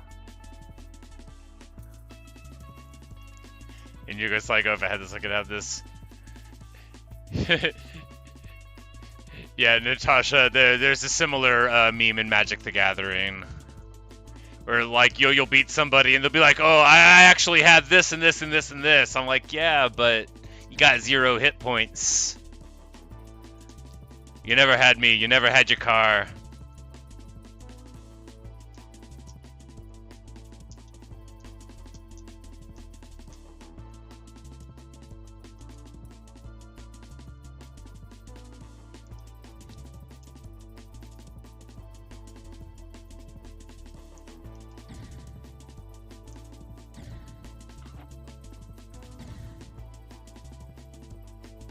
Rebeat Death Moon? No, thank you.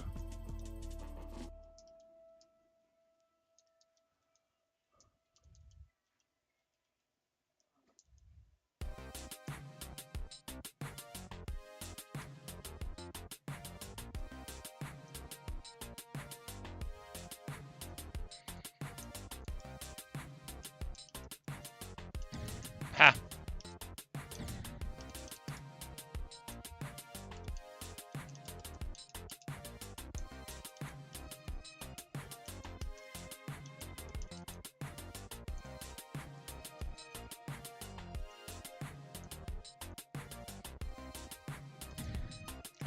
Or like you'll beat somebody in Magic and they'll start like turning over the top cards of their deck, like coping. They're like, yeah, you know, if I lived 3 more turns, I would have got that thing I needed. I'm like, no, because the game would have ended long before then. But you know, once you've won, you just let a person deal with their grief in their own way. When I played competitive Magic the Gathering, I played a format called Modern, and I played a deck called Burn.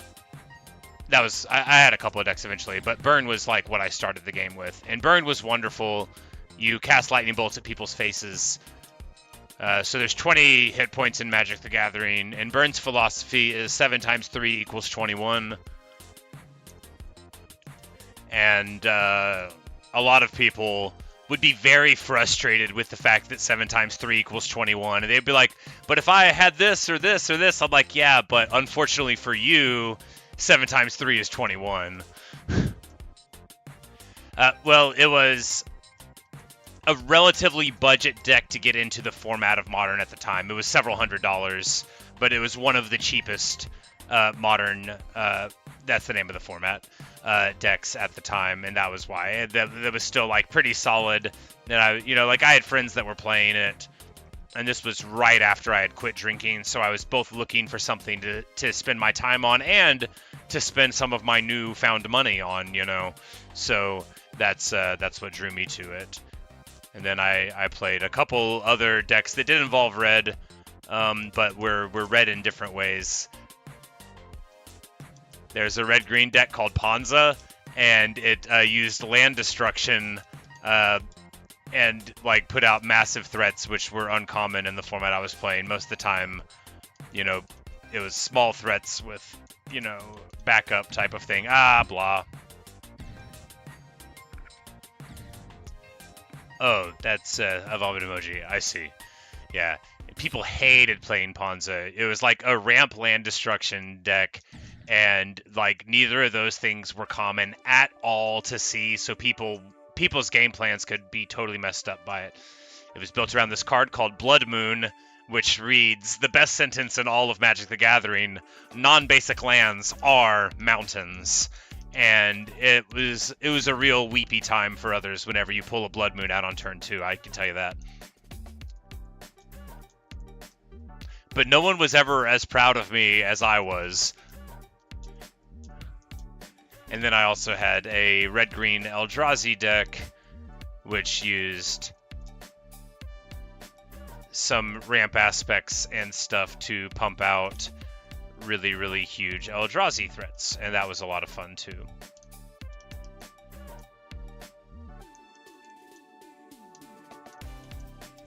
Whoop, dropped it, missed it. Yes, exactly, Natasha. I'm annoying you in game. Exactly.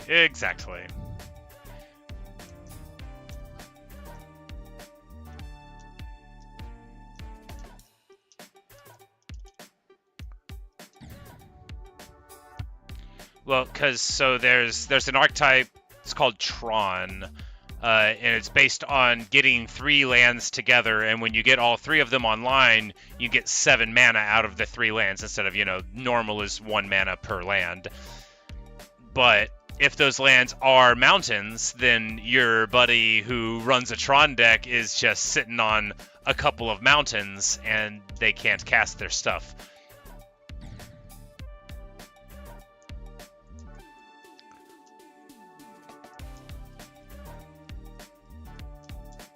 And even people with red decks would often need access to other kinds of mana. Anyway, Ponza was fun.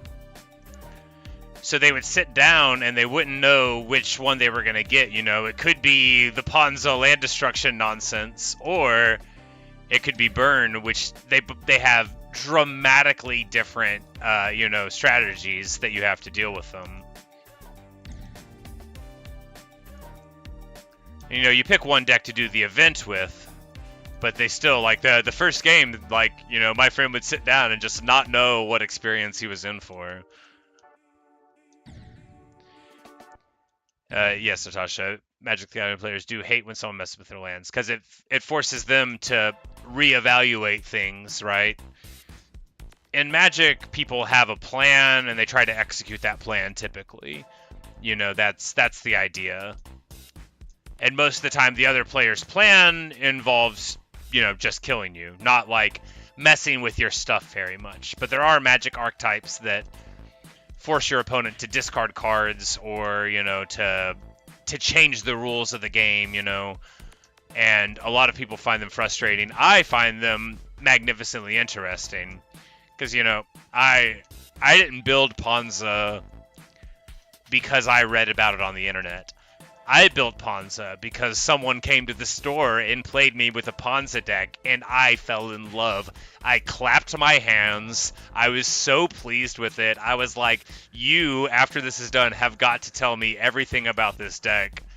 And I built it, like, the next week. I was like, this is cool. This deck plays Inferno Titan. In Modern, most of the cards are very cheap cards because the games are over fast, 3 or 4 or 5 turns, right? But Ponza, you can play like a 6-drop because you ramp out and you land destroy, so you slow down people's game plan, and you force them to play a drastically different style, which, if they build for it, it won't be good against a bunch of other stuff that they want to beat, you know? And I loved that. I loved being in that place in the meta where people were like, I could build a deck to beat you. I'm like, yeah, if you want to be weaker to all the stuff that wins. So I got to sit in sort of like a rogue space where, you know, I made other people's really good decks worse, but if they wanted to continue being good against the general field, they had to keep on letting me prey on them, which, you know, that's the point of archetypes, right? You know, fast stuff preys on slow stuff. Man, we hung that weird on the border there. I thought we managed to pull it together, but, you know, we could have died 3% after that instead. It's all fine. Anyway, I like thinking about Magic the Gathering. I don't really like playing it anymore. It doesn't feel as good to win as it does to think about winning, and other people get really annoyed with you. And y'all know me, I don't exactly have like a winning personality in the first place, so why use a hobby where other people are constantly bothered by how much more I think about it than them? You know, when you play chess, I don't play chess with my friends or anything, and I don't play it much, but, you know, like, no one gets mad at you for being, like, better at them, right? You know, they might get frustrated and not, like, want to play you, but, like, I've had people legit, like, get angry because I was playing Burn. They're like, I just hate Burn. I'm like, yeah, but bolt you? Bolt you, bolt you. Lightning Bolt is the greatest Magic the Gathering card. Because I didn't play Magic growing up, but I knew people that did. In, like, junior high and stuff. And then some of them I ended up playing at the shop in these events, and then, like, after I do my annoying stuff with my annoying decks, they were like, you know, I should have known that you would play Magic like this. I was like, yeah, thanks, man. Still me. I died.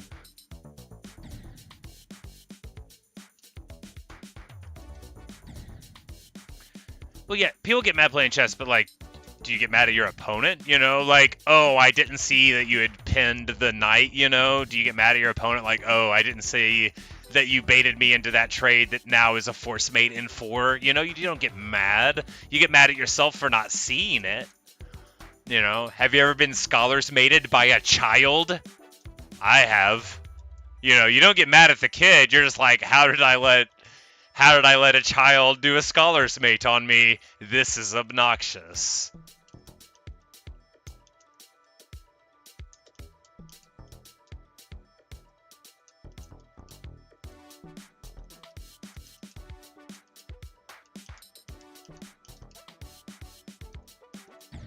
Okay, missed it.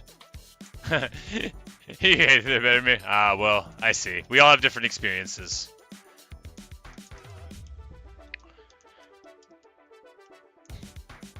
Chess is, I think, an excellent human pursuit because it can teach humility to people. You know, like if you're like a runner, you know, like a literal child. If you're like good at running and you're an adult, you're never going to be shown up by like a 7-year-old. There's not going to be on the planet any little kid that just runs faster than you and makes you and all of your hobby and your pursuit look like a joke. But you will find that little kid who will whip you at chess. And that should, you know, it's good because it brings people down. You know, like, hey, you think you're better than a little kid? Go to a chess club and sit down with the one that no one's sitting with, and then come back and exactly, you know, skill issue.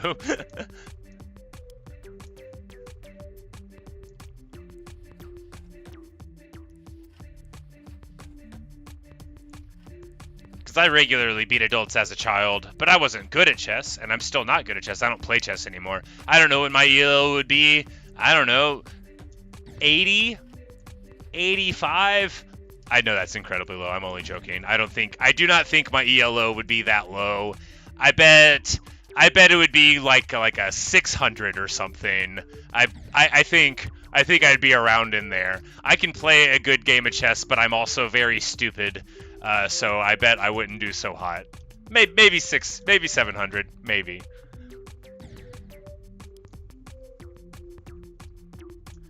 But I've never had my ELO rated. You know, I played thousands of games of chess, you know, growing up, but that doesn't make me good at it.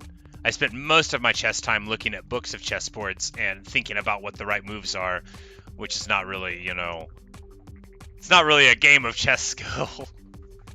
It builds some, you know, like mid-game analysis, which is the fun part of chess to me, is weird stuff in a mid-game or like watching somebody else's stuff. Of course, the opening is the most important part, and that's the part that I find boring. Because it's so, like, right, you know? Like, oh, I'm gonna do a Roy Lopez again.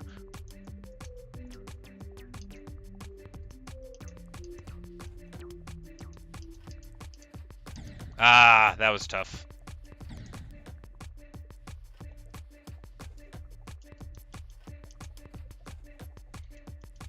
You say 600 aren't really those great games. Maybe like 1,000? Okay, maybe, yeah. I have no idea. Like I said, I've never been rated, but...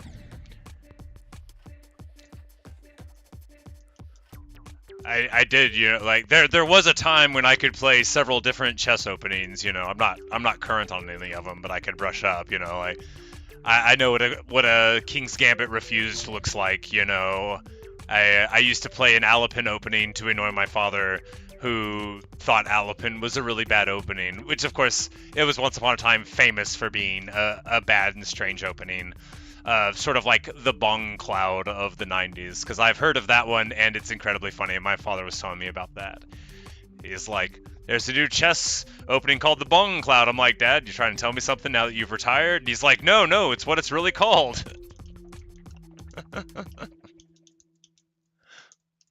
But I guess it's that Nakamura fellow invented it, I believe, is what he was telling me. It was a long time since we talked about it. I don't play chess with the old man anymore. I should. He probably would want to. I don't have a smartphone, right? He used to play with his brother through the mail. Like, whenever I was growing up, they would send, like, the chess moves and letters to each other. But now I think they just play online. But I don't have a smartphone, so I would need to be like, all right, just one move a day so I can get to my computer.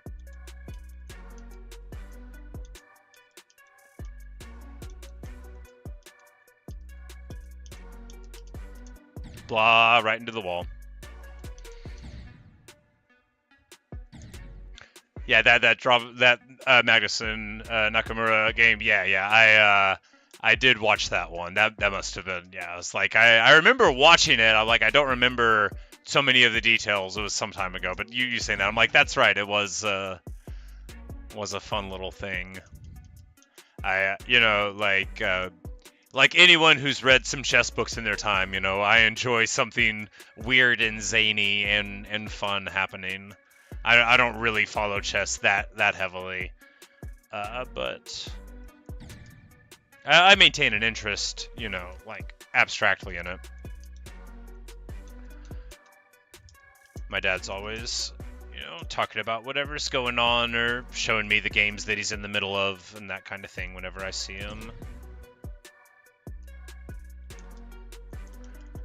I think the old man's like 1500, something like that. I forget what he recently was at.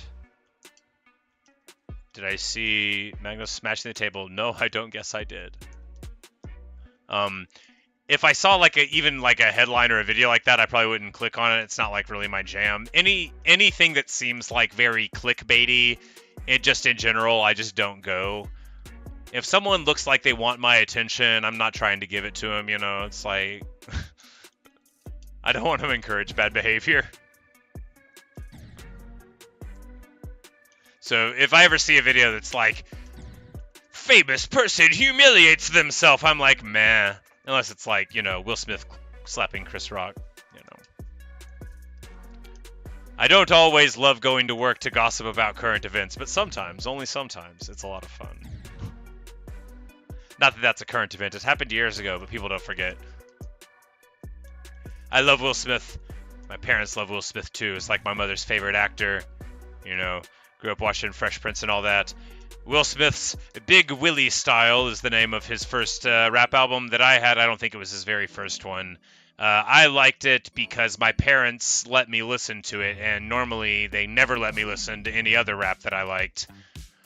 But from far away, they couldn't tell if I was listening to Will Smith or not.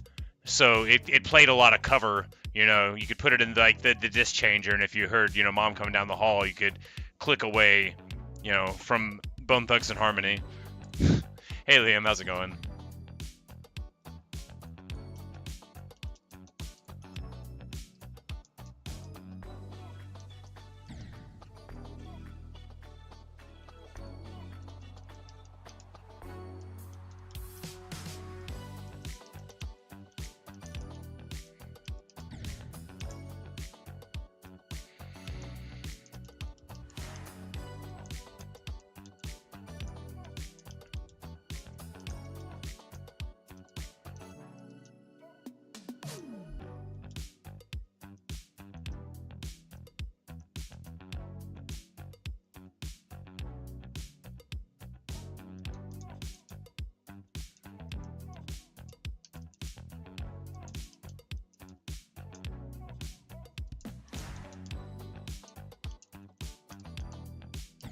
What? Ah, come on. How did I miss that? Lame.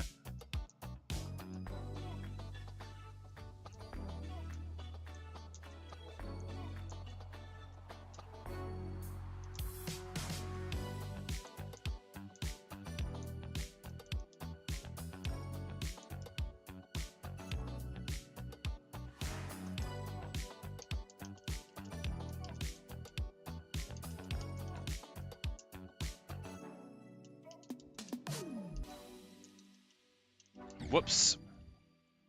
Feels bad.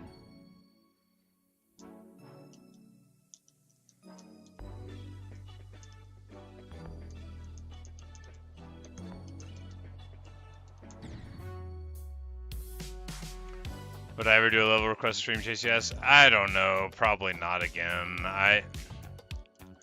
I would need to like do a lot of preparation and structure. It gave me just so much anxiety and bad feelings when I did them in the past. Like playing the levels is fine, but doing all of like the reading through chat and trying to keep current on like where I'm at and what I want to play next and everybody spamming their requests, it was not at all like a great housekeeping experience for me, right? And I don't know how I could do a request stream that didn't involve me figuring out what to play. And so like yeah, it was just I don't know. I'm not really crazy about the idea of doing it again.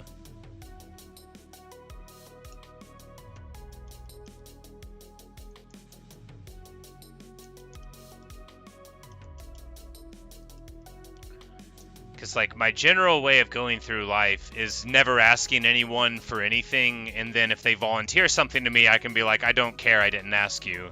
But if I ask for, you know, request level recommendations, then I'm opening myself up to being requested things of, which, again, is, like, the opposite of how I prefer to operate.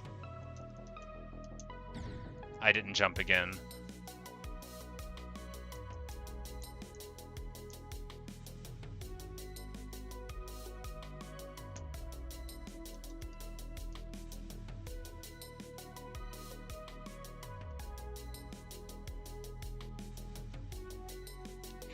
Like, every time I did it, I felt like I spent 3 times as long, like, trying to figure out where in chat I was and what I had done last and what I should play next and whether or not somebody was, you know, saying slurs and whatnot, you know, and, like, all the spamming. It was a very stressful time.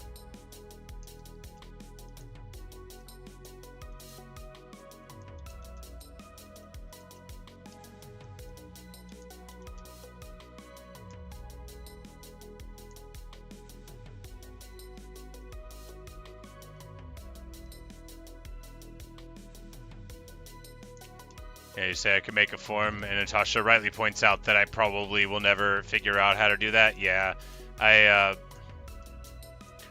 look, just because I 100% possess all of the technical abilities to do the thing you're talking about, doesn't mean that I've connected all those dots or that I ever will. Most people find me very frustrating. It's likely enough in time that you will too. I would say I'm sorry, but I'm not. You know, you gotta be who you are.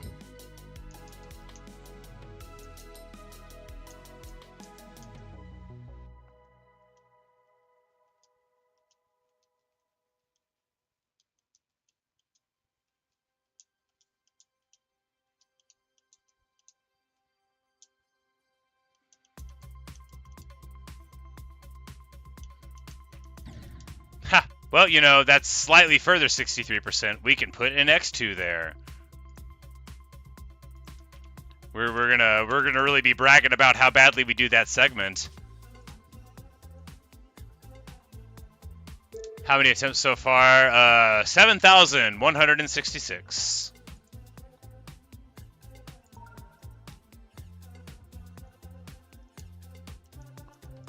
You know, it just, on the form thing, it just depends on what I think is interesting. Like, whenever I was playing Dead by Daylight, I made myself, like an Excel spreadsheet in Google Forms or whatever, that tracked my performance with every single killer, and it, like, you know, how I did, how many people got out, you know, all the different aspects of it, so that I could track my win rate across all of it, because the game didn't keep track internally, and I wanted it to.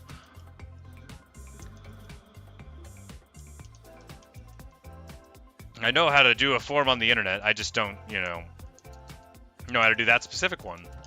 Whoops.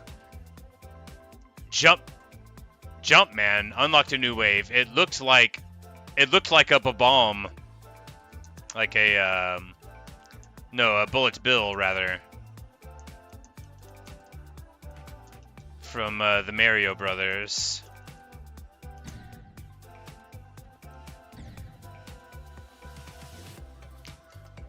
Liam said you end up being Clubstep with like 8,000 attempts.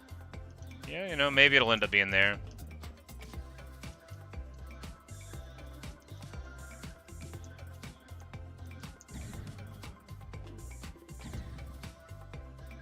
It is Bullet Bill, yeah. It's like I just saw like a little glimpse of it, but it looked very reminiscent.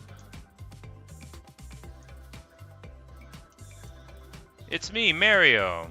You remember Mario, your friend. I'm from New Jersey.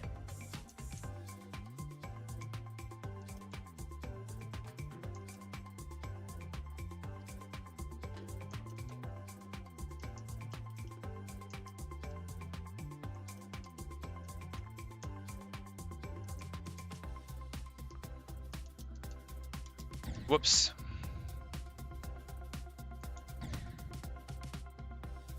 You say he paid like $1 gazillion out of the wave. I was thinking, I was like, yeah, like, do they even let you just do that?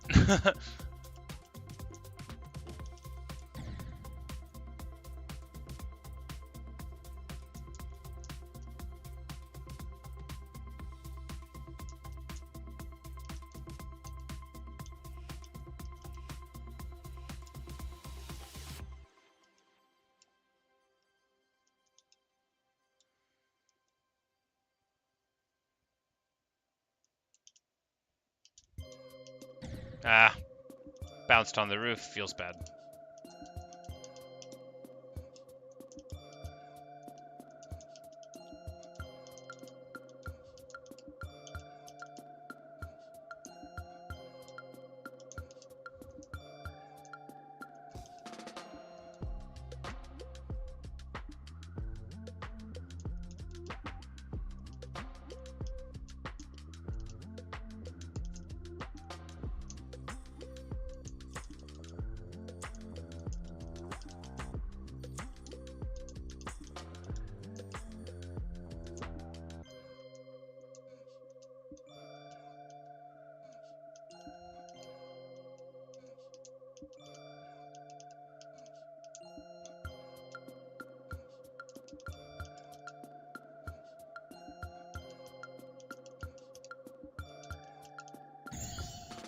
Bomb.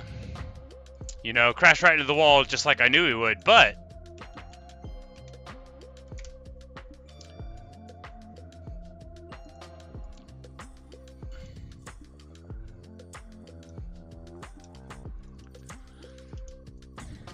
You know, it's, at least we got some improvements. Right to the part that I know is going to be the hardest to get through.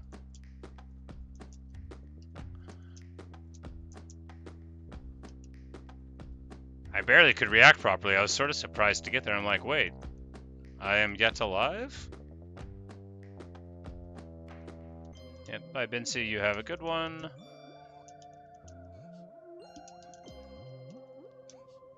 So we're getting, I think, very solid at the whole 50%. You know, as I just don't jump there while I'm complimenting myself. Iconic. Classic. Gorgeous.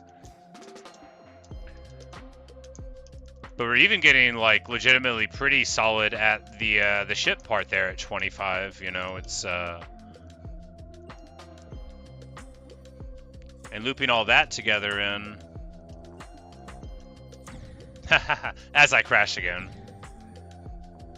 Liam, you say I played Undertale before, right? Yeah, I played just one playthrough, several months ago. I did stream it. I think I did it in just 2 videos. But if you check the old the playlists, then you'd be able to find playlists for all the games that I've played if you wanted to check it out. I've been meaning to maybe revisit it, as I know that I've been told that, you know, there's some stuff available to players on repeat playthroughs that's a little different, but I never ended up doing a second playthrough of it.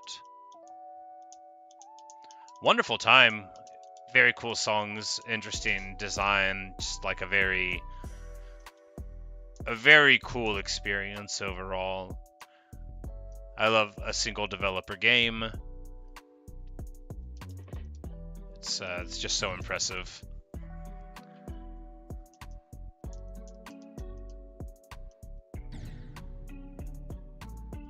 Would I ever play a multiplayer game with viewers? Probably not.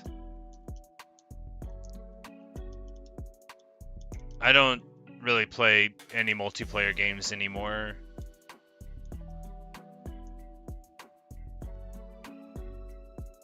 The thing about playing games with people is, like, you have to, like, schedule it and then, like, show up when you say they're going to. And then if you get annoyed and you don't want to play anymore, you have to, like, tell them so or keep on playing even though you don't want. Anyway, I don't really play games with other people anymore.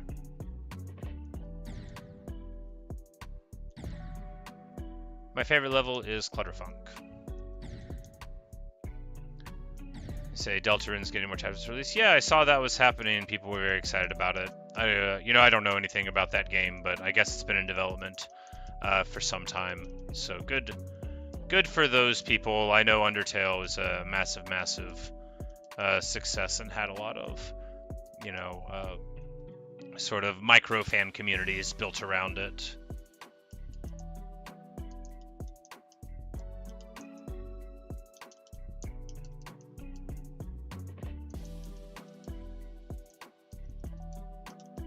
I didn't jump in time.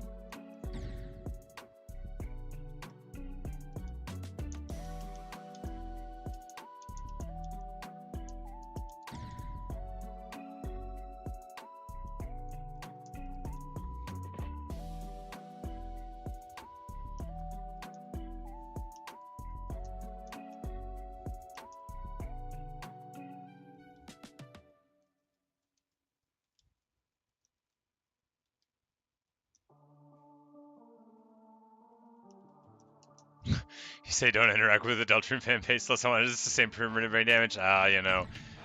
A lot of fan bases have a rabid portion.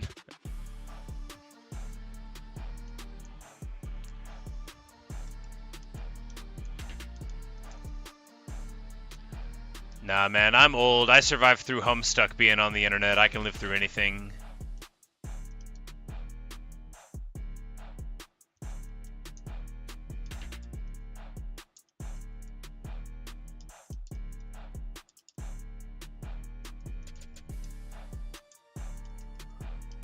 I didn't jump again. Have I seen the new Subnautica game? I have not. I do have Subnautica. It's on my list of things to play. I actually have it downloaded, and I haven't booted it up yet. I've never played it before. I don't know anything about it except that, you know, there are boats, maybe submarines. Some people think it's scary. Anyway, I've never seen, like, any clips of it even, so I don't know what's up. But I did buy it a few months ago on the strength of people's recommendations. And I do want to get around to it eventually. But there's a whole lot of games I want to get around to eventually. Like, what I like to do is wait for a sequel to a game to come out, and then I'm like, you know, I'll play the first one now. Like, Kingdom Come Deliverance 2 came out, and I'm like, you know, maybe I'll get around to playing the first one. I already owned it, and then I didn't play it, but I thought about playing the first one, and that's the same. I forgot to jump. Feels bad. Hello, unnamed user. You're back. You got a job? Well, you know, good for you. Jobs are a way to acquire currency, which can be exchanged for goods and services. And like Andrew Jackson Jihad said in their song, I wish I had more money than I had, and I know that that's not punk, but I'd like to pay my rent. And I think about that song a lot whenever I go to work. Because while I would love to not go to work and to be more punk rock than I am or ever have been, I also would like to pay my rent. They have air conditioning here at home. And it's hot out there, bro. It is hot out there. So I'm going to keep on going to work, at least some of the time. I hit the fake one. Feels bad. No, it was only like 98 yesterday. Wasn't that hot.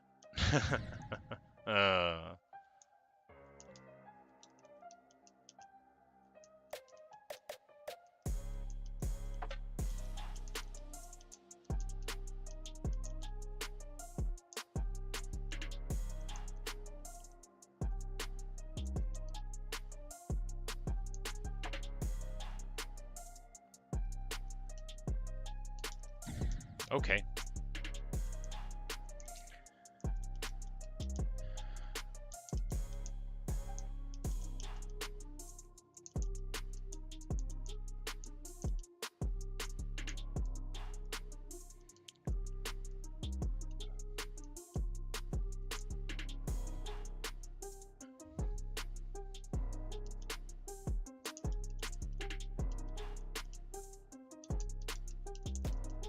Okay. Whoops.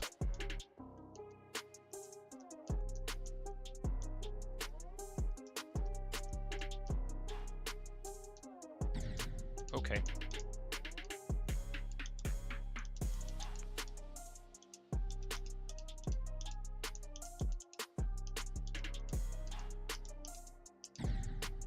Sure. Must have hit it very late. Okay. That's a little too early. And that is not one to hit at all. Whatever. Just going back to being totally useless.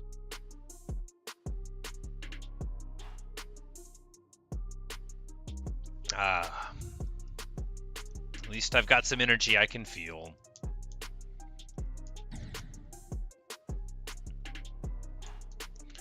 It's like, I hate advertisements, but I will just do it, like, for myself, you know. I'd be like, you know what I love? Pajama pants that have Pikachu on them. But if you tried to pay me to do it, that would offend me. You know, I just want to talk about what I like.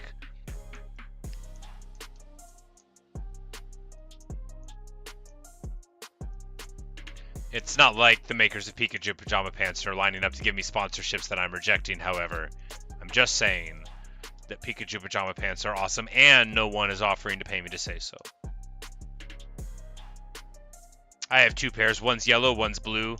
They have different faces of Pikachu on them. Sometimes he's doing a little anger face, and sometimes he's doing a little silly face. Yeah, exactly, like Mountain Dew or the Mountain Goats. Look, John Darnielle doesn't know that I'm repping him so hard, and I don't know what he would think about it. He'd probably think it was cool, honestly. I Look, I haven't met John Darnielle. I've met him, but in the way where, he's like said a couple polite words to me in a group of a lot of other people while he was, talking to a group of people about how we all said his show was good, but I haven't like spoken to him properly. But I think he would think it is very fun that I bring up songs from his catalog while I play Minecraft whenever I see a mountain goat. I think he would think it's cool. Technically, his stuff's not in the public domain, so technically he could get mad at me for quoting his poems without permission. I do not think it is likely. I would crawl into a hole and die if John Darnielle told me to stop talking about him on the internet. I would never be able to deal with the embarrassment and shame. I got tears in my eyes just thinking about how I would feel if it happened, and it won't. For one, he's not going to notice me. He did it on the internet like one time before, on like, a website. It doesn't count. He didn't know it was me. I'm like, no, John Darnielle is going to be mad at you. Starts crying. I'm like a child.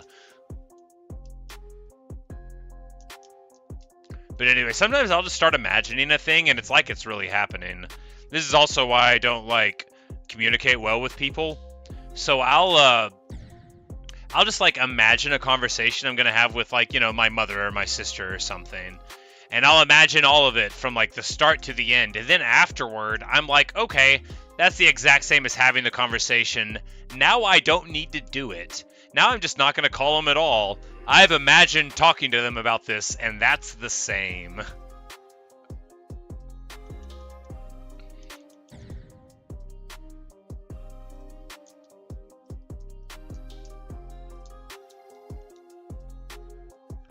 But I have that with a lot of things. I can just imagine something hard enough, and it's just as good as the real thing or better. Like, if I ever want to give somebody a present, I'll just imagine doing it, and I'll imagine them, like, being really happy about it, and then I'll imagine them thanking me for it, and then I don't have to get them anything at all. I already got all the good feelings from it. They don't need a gift, they can buy it themselves, whatever. No, that's not true. I give people stuff sometimes, but only when they don't expect it. I would never give somebody a birthday gift. Because I don't like my birthday, so I don't want to, like, encourage people by paying attention to their birthday to pay attention to mine. No matter how much they say they want me to and that they'll ignore my birthday, I don't believe them. I'm like, maybe I'll get you something in July, for a nice Tuesday.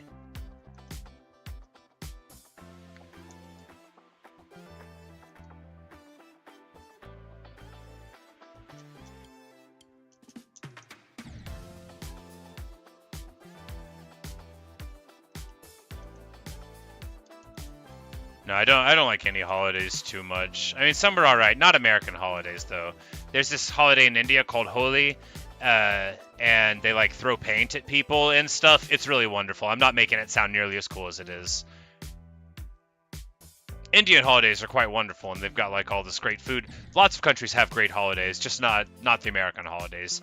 I mean, the 4th of July is fine. It's got explosions and food. It's very America, 54-40 fight. Boom, destruction. Who doesn't love it?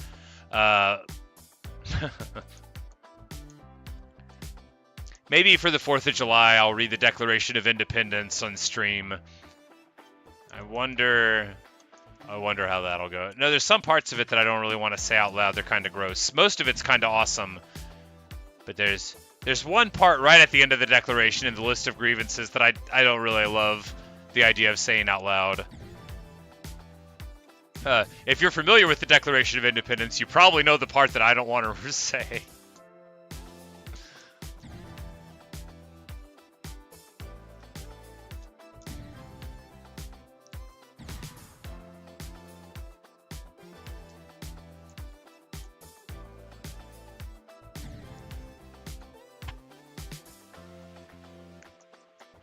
But the funny thing about reading the Declaration of Independence is People will often think that you're talking about current events if they don't realize that you're doing a Declaration of Independence, and they'll get mad at you for it. They'll be like, I don't see why you have to talk like that. I'm like, this is about King George III? They're like, oh, well, don't I feel foolish?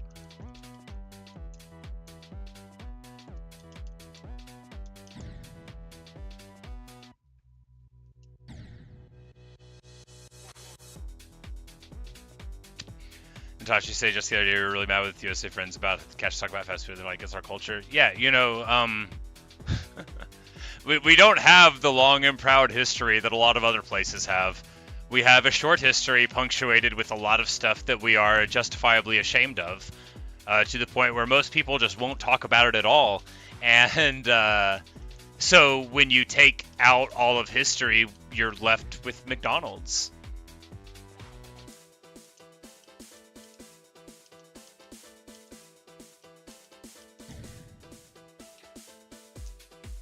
But like a lot of stuff in American culture is because of the cultural hegemony of the United States in like the post World War II era. Like in Civ 6, you know, everyone's wearing your blue jeans and listening to your rock music. There's a lot of American culture that just has been absorbed as the way that all the things are. But you know, like probably like the Hollywood model of cinema would be, you know, probably the best example of that I can think of immediately. Because while you have other countries that do have their traditions, like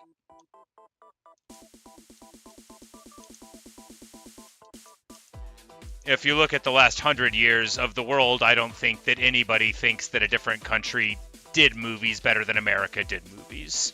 For, you know, the whole 1900s to today thing, if you're going to stretch it there. Although many, many countries have proud, you know, local cinemas and like really awesome stuff in a lot of places, and I count many foreign films, as we call them here in America, you know, very very self-centeredly among my favorites. But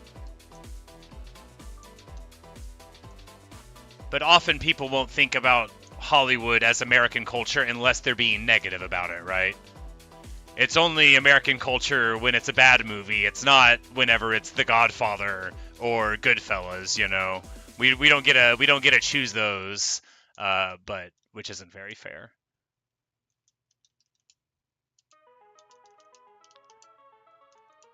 Or like, you know, jazz music and blues, which I think we should be very proud of.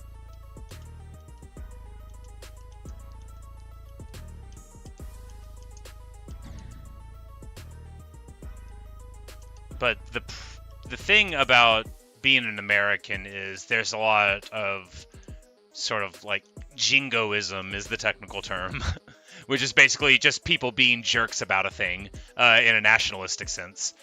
So like it's often hard to talk dispassionately about the subject because the country occupies such an outsized presence in international affairs, which many, if not most, Americans are quite ignorant of the way that other people in the world think about them. They expect to be beloved everywhere and often react surprised when they aren't. There's a bit in Kurt Vonnegut's book Cat's Cradle, which came out in 1973, I think.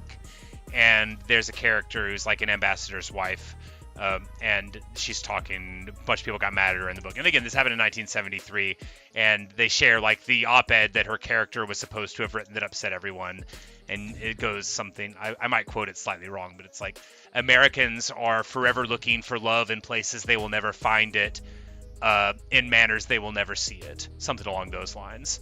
And that is, I think, probably, if I had to choose one problem with my people, that would be it. We think everyone will like us for things, and we act really surprised whenever we find out that a lot of people resent us for the way that we behave and talk about them and think that we're the center of the world. And like, as a 6-year-old at heart, I get it. I get being the center of the world, but I don't think everyone's the center of the world, just me, right? Which is the most American thing about me, is how I don't think about others at all. Hello, EZW. Hey, I have 150 IQ. Hey Samuel, how's it going?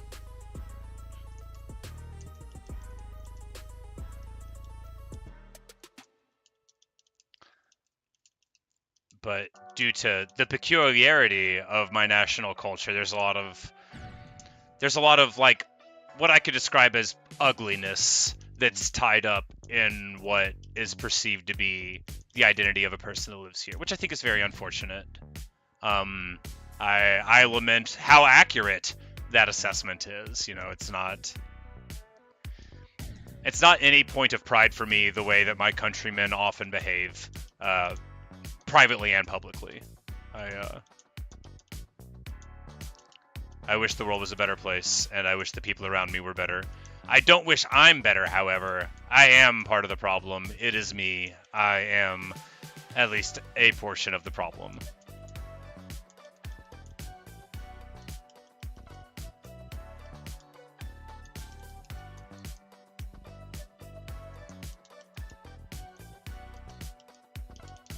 I wasted temp to 100. No, this is a temp to 100. All right. Well, 100 now. It's temp to 7,200 something.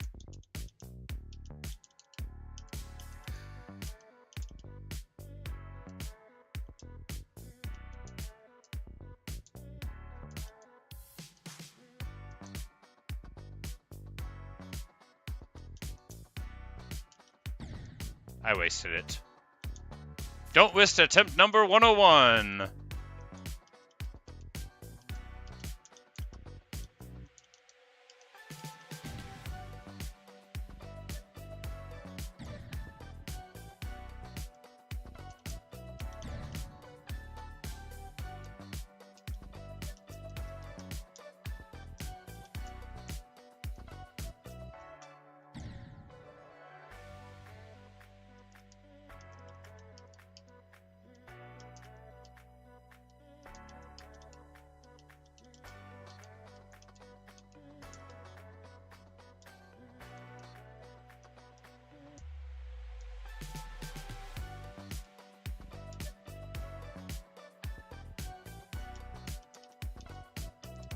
Ah, that was bad. You're supposed to let yourself just drop on that flat level, and I did some inputs, and that was bad. It's not at all the way we train.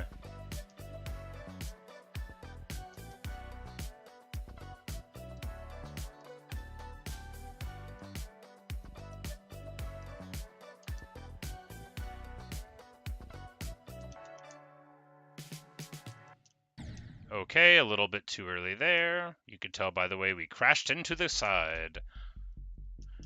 I like to provide astute commentary like, oh, I shouldn't have done that, you know, right after I run into a wall. Like that wall. Okay.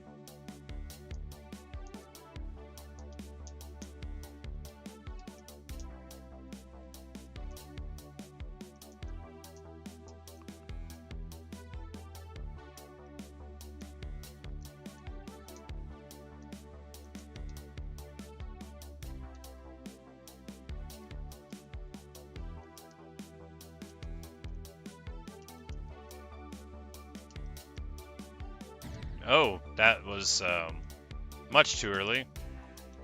I'm like looking at the wrong part of the screen. Sometimes I'll shift in my chair and I'll just play Geometry Dash bad for a second. I'm like, oh, you moved like 1 inch to the side. Now you're looking at the wrong part. I did it again.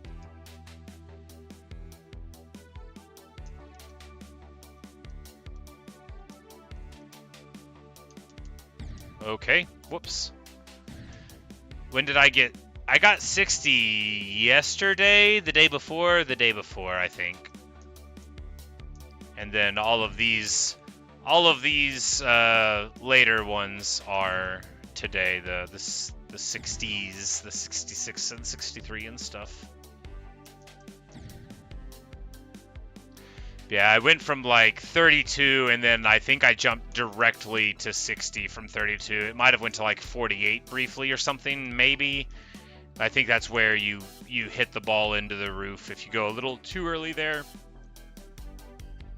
I don't really remember. You know how it is. Once you fail at a level 7,000 times or so, How much do you really remember about a failed attempt? 7,285.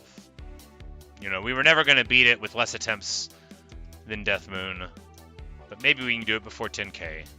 Maybe. Nah. Because the next time we do practice, we're going to burn like 1,000 more attempts on those ship parts at the end anyway. Terrible.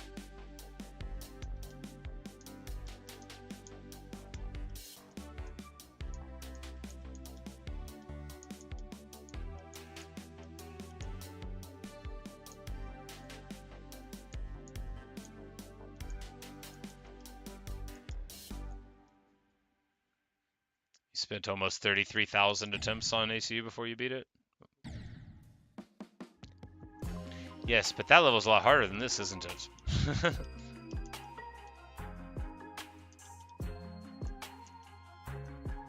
No, plenty of people told me that it took them like 10,000 attempts or so to beat this for the first time, so... I'm on pace. I was hoping for somewhere between 10 and 15,000, you know.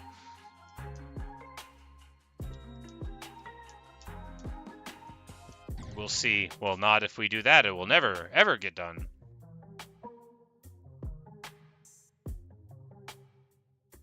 Hey, Eddie came in. How's it going? We are failing, but doing slightly better than ever before. I mean, not recently, but in the stream.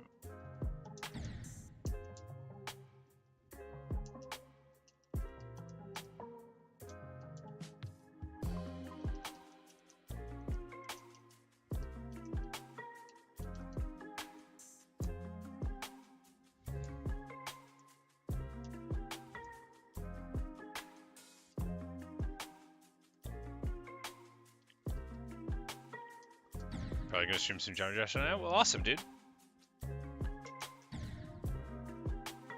May the spikes be ever in your favor.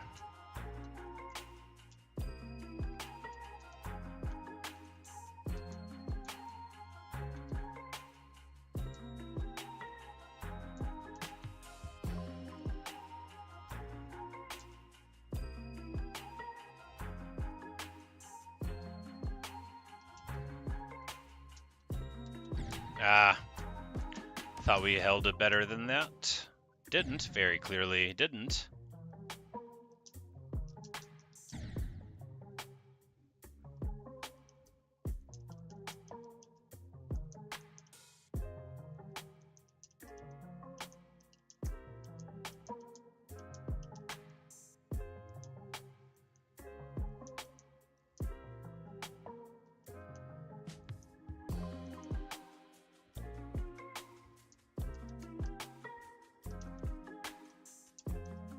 I thought we were dead and I stopped paying attention.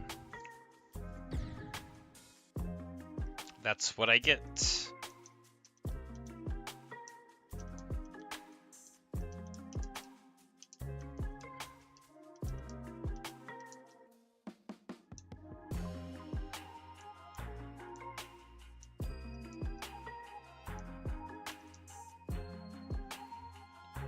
Because it's like, you can, you know, especially with like I think you've done a lot there. Like, I thought I was already dead there. I thought I messed up in the earlier pathway. Did it again, you know.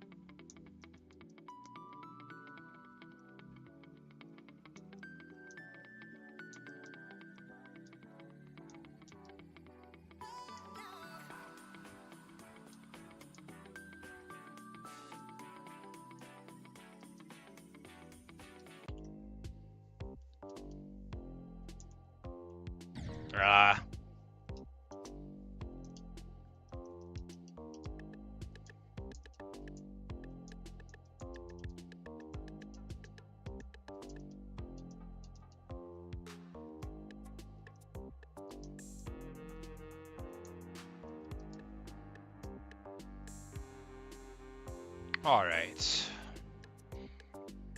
Alright, I'm gonna do it. I'm gonna play something new today or tomorrow. I just don't know what yet. But I will play something new.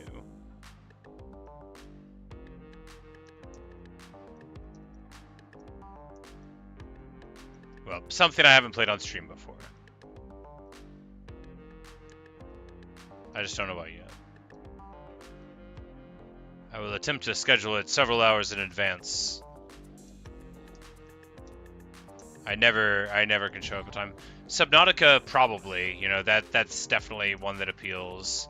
Because it's been on my list for a long time, and plenty of people have told me, both like IRL and here in the only space that matters, the internet, that I would like it. So.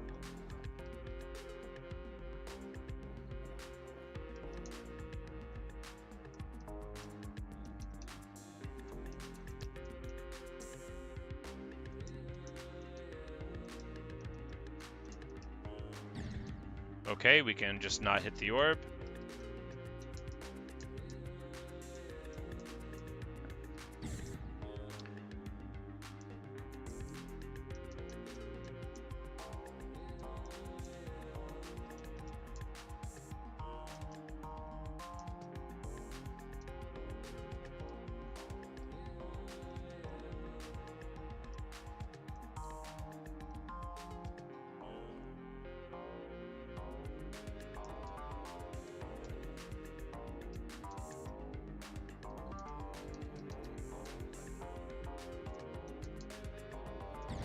Okay, we'll just not jump there. That's good too.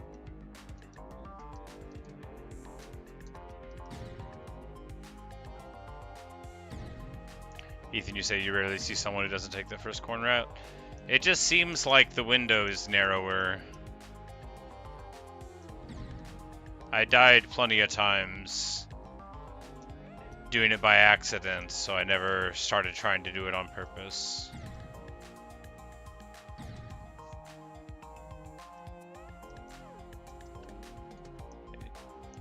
Natasha says I prefer to make things easier on myself. What she means to say is that I believe that through suffering we can reach enlightenment.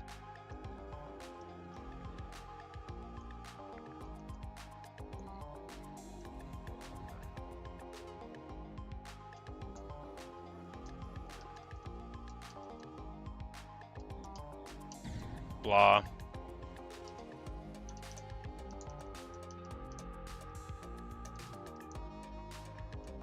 No, I know it must look that way, but in truth, doing anything differently than I already do it is a tremendous difficulty for me. That sort of thing is a lot easier for normal people, I think, you know, to just change the way you do things. For me, it is not so simple.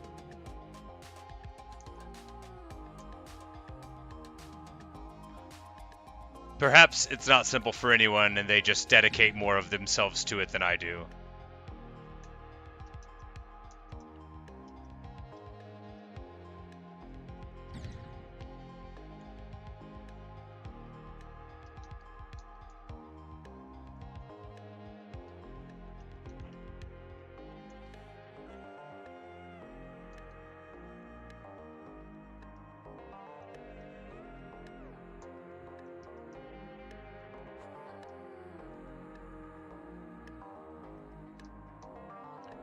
Thank you for the good luck wishes.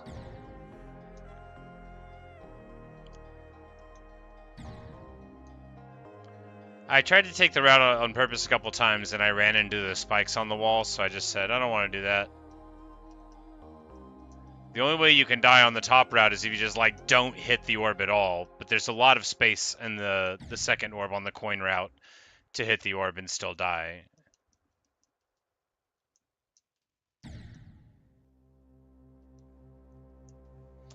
This is going to be my first team, and this would be the 6th one if I ever beat it. My hardest is Death Moon.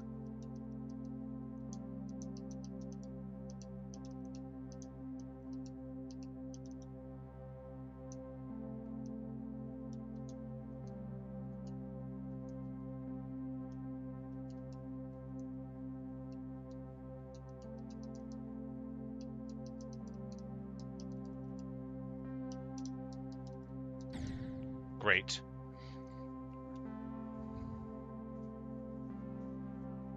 Usually they're considered easier because the more precise maneuver is just a common thing. Yeah, it's like, yeah, you have to do this in a more precise way. It's easier, though, because you click one less time. Like, that just doesn't even compute for me. Because everybody's saying it's easier. It's not easier. Something that requires a more precise timing at the cost of an input that is not precise doesn't make it any easier. It makes it more parsimonious.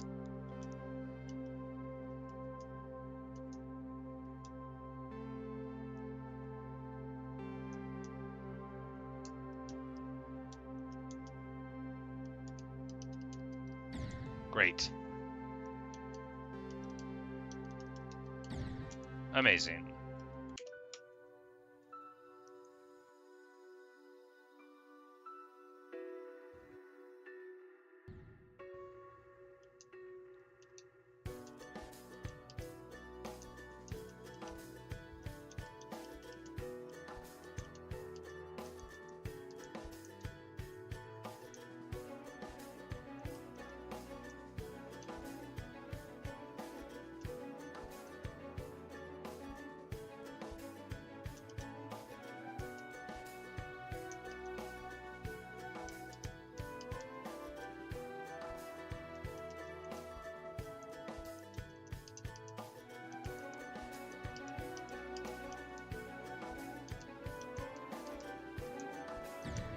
Okay, let's just not hit there.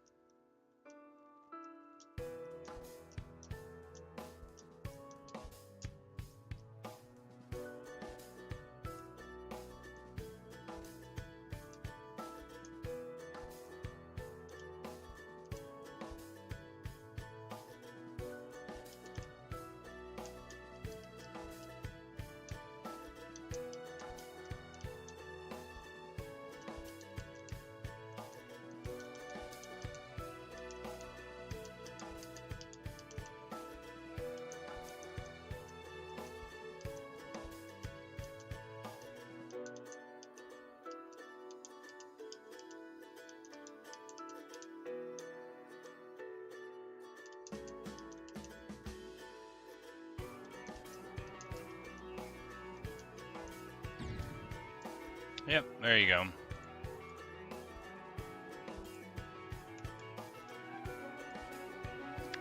We died at the same spot again, hooray!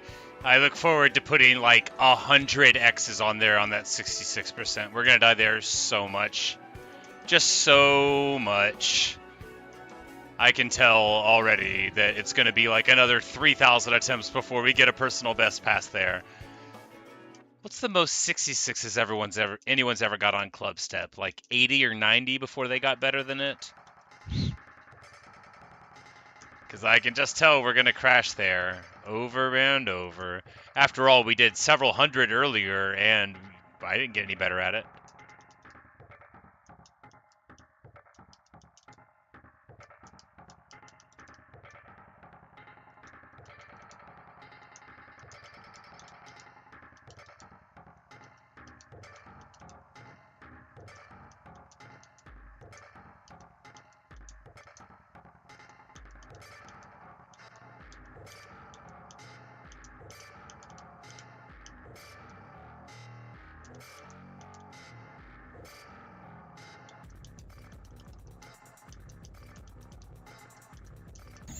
Hey, well, there you go.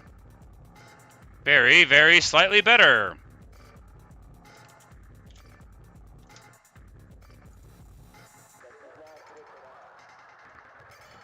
Hey, Micro Monster.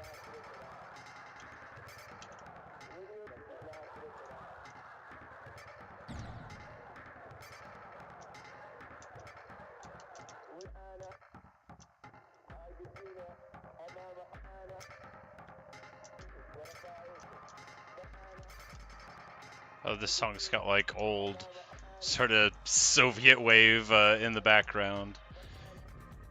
If you guys aren't familiar, Soviet wave is a very strange sort of electronic music that sort of like, you know, tries to hold on to the spirit of the union artistically. It's very strange. Maybe philosophically a problem, but there was this mix that I saw years and years ago called 1 Hour of Melancholic Soviet Wave, and I listened to it a bunch. And this sort of lo-fi radio gibberish in the background reminds me of that. Not that the Russian language is gibberish, I just don't understand it. So anytime I hear it, it's the same as not being words, right? I mean, I do get that it's a real language.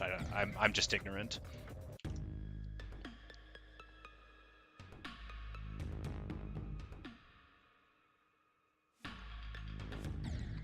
Anything you say if I use start POS to practice things? No, I just like go up to the stuff in practice whenever I need to work on a segment.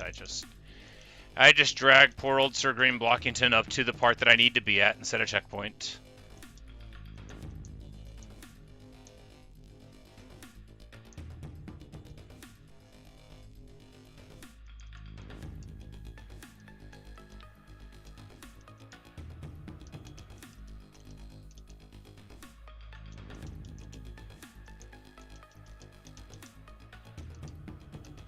Whoops.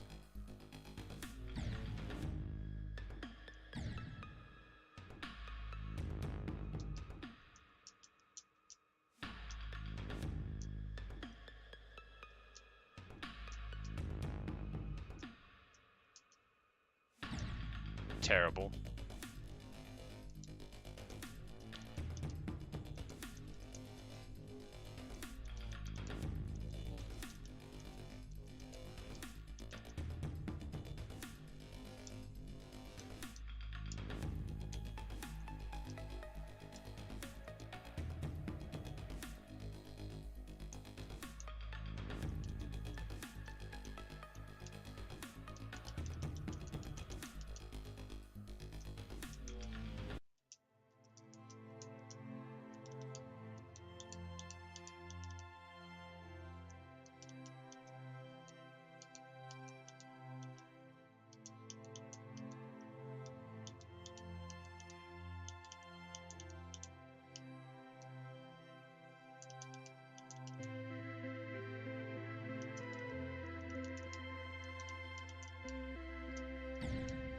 Well, you know, why not run into them again? Why not run into them again?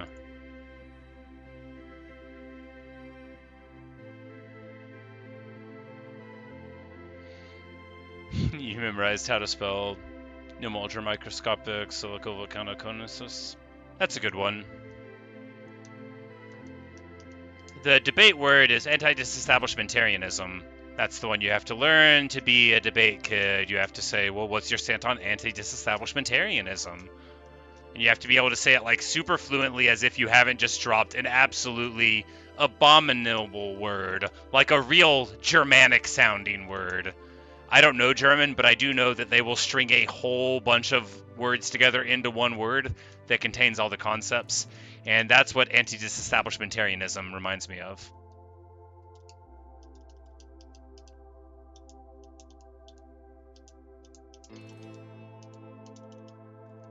But yes, it's good to have a word to remember. That way, no matter what happens to you, if someone's like, do you know who you are? What year is it? You'll be able to like, hey, actually, will you sit still? I want to spell this word really quick.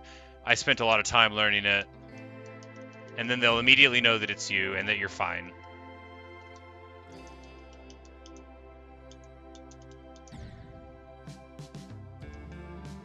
Ba-ba-ba-ba-ba.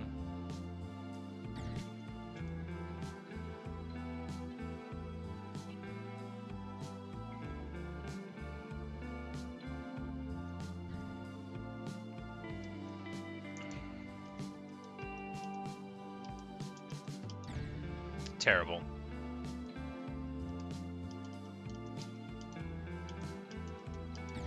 Terrible. Yeah, the thing is that this is like getting almost at like hour 3, so like whenever we stop doing these attempts, it's gonna be the end of the stream. We're not going back to practice mode. We'll start at practice mode the next stream we do. My best run to 100? Oh, I don't know. Probably just like 85. We did like a 65 to 92 or something earlier. I don't think we ever converted that whole segment in though to the end. I've done like 85 to 100 a bunch, but you know, like done the middle segment a bit too.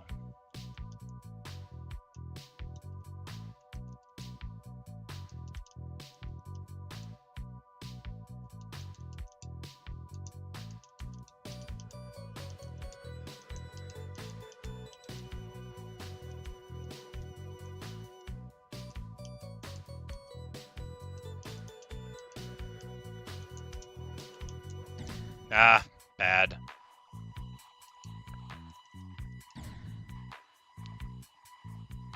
Hey, OxyClean, how's it going? Nice to see you, man.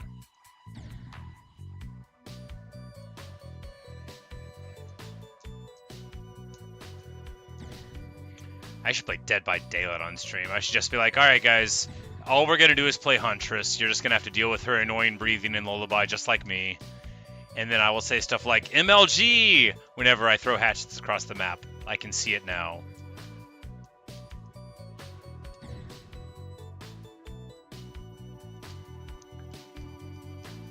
Ah, yes, the old Marvel Rivals. You know, everyone's always trying to get me to play that. But I bet I would just get really mad at it all the time. Not like this nice, calm game of Geometry Dash where no one ever gets upset. Still pretty much a dedicated Wraithbane. You know, he is a ton of fun. And I did buy the Phantom of the Opera outfit for him. It's great to spend money on a skin for a character who is almost always invisible, and that is why I was happy to do it. I mean, it's called Angel of Music. How am I not going to buy that? How, literally how, am I not going to buy that? The Wraith of Dead by Daylight resides inside your mind, etc.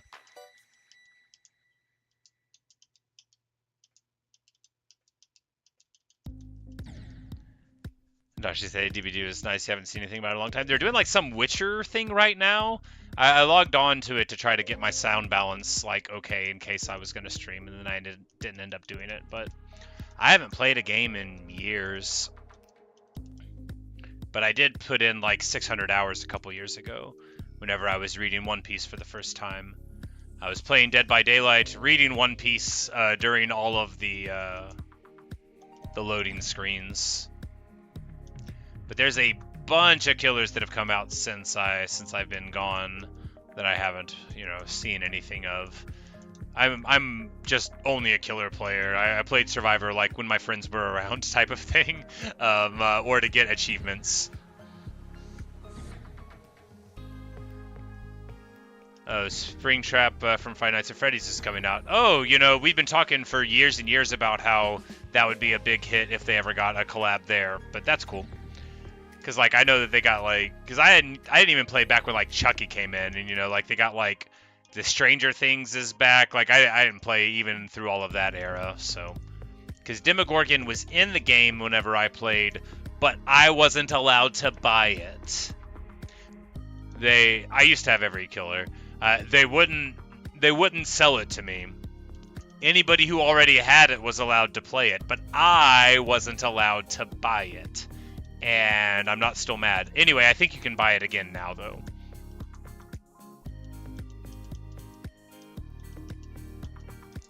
There was one point where when I was really into Dead by Daylight, where I was looking for like a CD key equivalent so that I was gonna spend like $20 just to get access to Demogorgon, who should have cost $5, you know, but the game wouldn't sell them to me.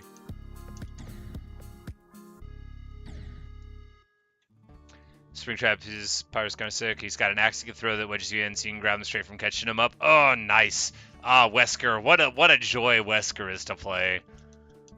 I like to put on the thing that makes his terror radius even bigger and just go to absolute town. I kind of miss playing the game. It could be fun to stream.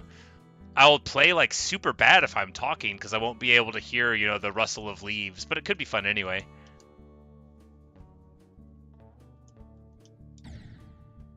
Yeah, I'll have to check out old Not Odstarva. He's still on the Notch channel, probably. It's Odstarva, not.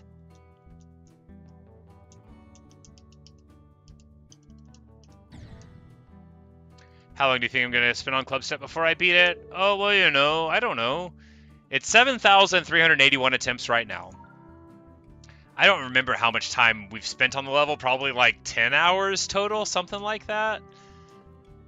I mean, we could just do, like, we're probably about to end this stream before too long. We could honestly just do, like, an hour of some fruitful practice and turn around and just crack it, you know? Am I good at the cube? No, I'm not good at cube.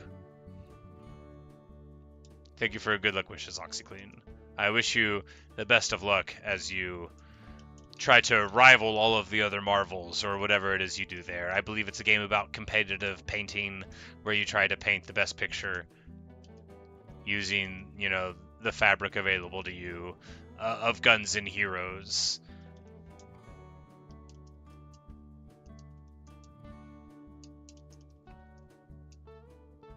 I know from memes that you want a second tank in your team, but people lock third DPS, resulting in a game where a team that has a tank and a bruiser is better than one with 3 DPS, a tank, and a healer. And although I have not played the game for one round, I absolutely understand everything that's going on in that meta discussion just on the basis of seeing one meme, because I have played games before, and I know that guy would rather play DPS, because I used to play Heroes of the Storm, and that game was bad. But, you know, it had Blizzard branding, so I played it. And the same sort of thing happened there. Yep. And they're like, no, we'll just make supports better and better. We'll give you bonus experience. We'll give you bonus anything for playing support or tank or whatever. We'll give you bonus Q times if you lock it in. And there's still never enough to stop somebody from being third DPS. They're like, no, I want to pew pew pew. I want to shoot laser beams. I want crossbows, you know. And I mean, who doesn't? Who among us does not want crossbows? But, you know, it ended up being a bad game for everyone if the third person chooses crossbows. Hey, Drifter.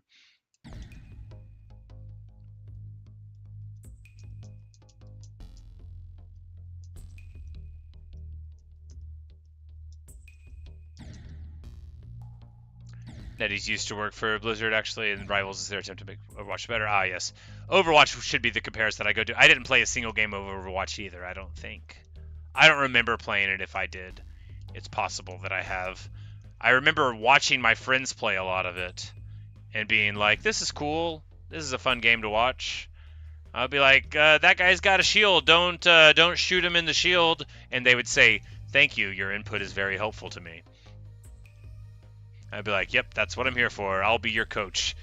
That guy's shooting a little green Healy beam. You should probably stop him from doing that. And they're like, yeah, good. Useful. I'm like, yep, that's what I'm here for. You do the watching and I'll do the overing. Blah. Anyway, I actually don't want to cut the stream short yet, but I do need to take a short break all the same, so I'll be right back in 2 minutes.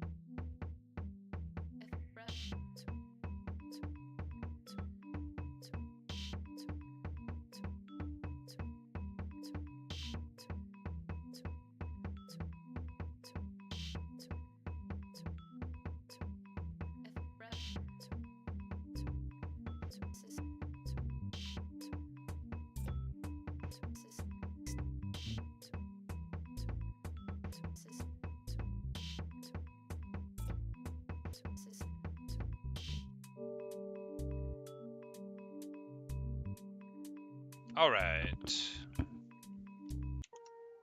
Time for some more suffering.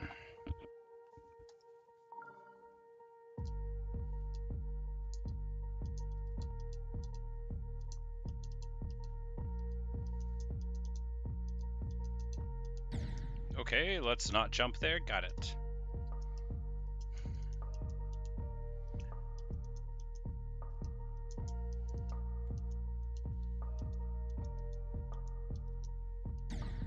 I was sitting too low in my chair, slouching. Bad for the back. You can only play video games for many hours at a time if you sit with a relatively good posture. That's how I induce myself. Do I have 64 to 100? It's like 64 to 92 or 65 to 92, something like that.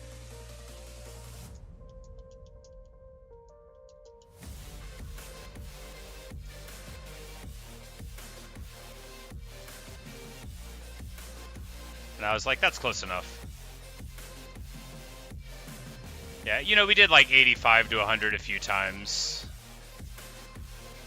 Because the last 8% is, you know, it's really just don't be careless. Remember the fake pillar, you know. And those aren't things that you'll get from connecting it, you know. Those are just things that you'll get from practicing enough to remember the fake pillar.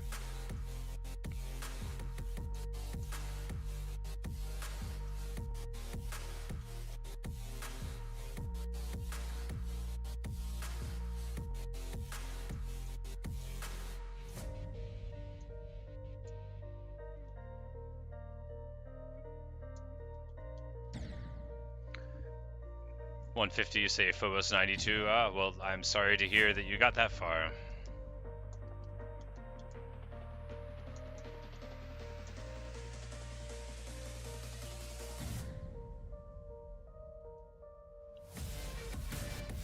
I continue to think this song is just super awesome.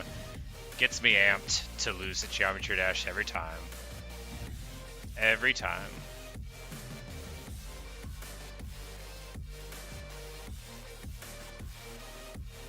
Ah.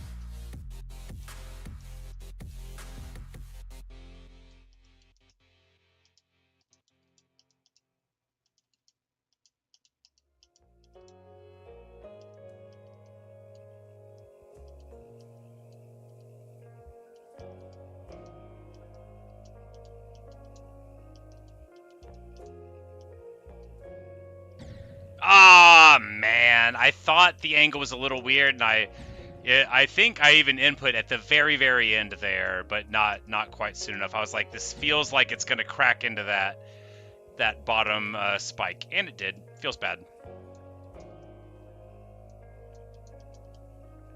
Noticed much too late to do anything helpful about it.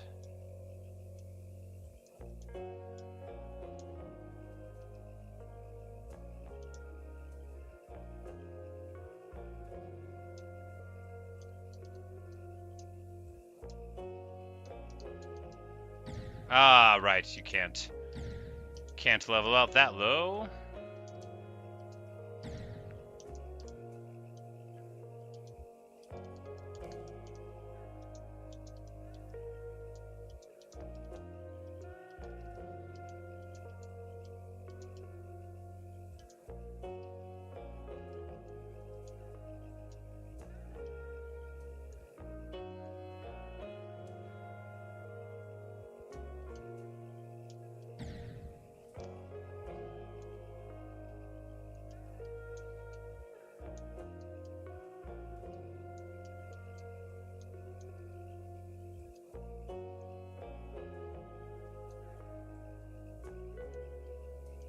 Ah. Hello, Ivanov. You say maybe your favorite rock top level? You know, it's a pretty good one. Oh, there's a meme from the Vortrox fellow. I have heard of them, but only sort of like a second order thing.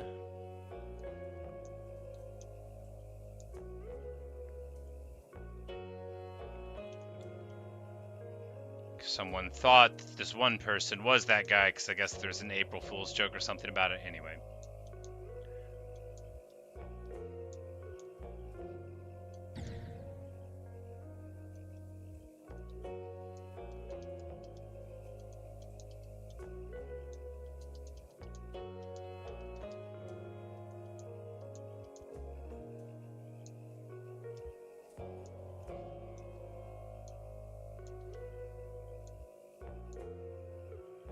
Have I seen Silent Clubstep? I have not. Ah, bad. I've seen me reading chat in the middle of a run, and then obviously getting distracted, running into a wall. That'll happen a lot. I lack discipline.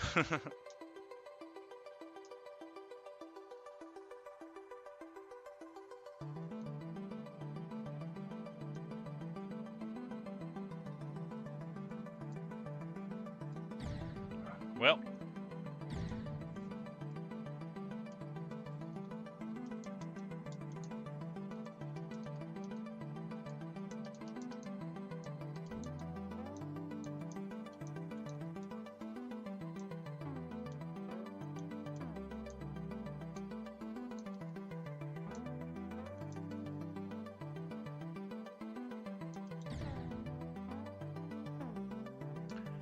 Yeah, well, I don't go to all the ones.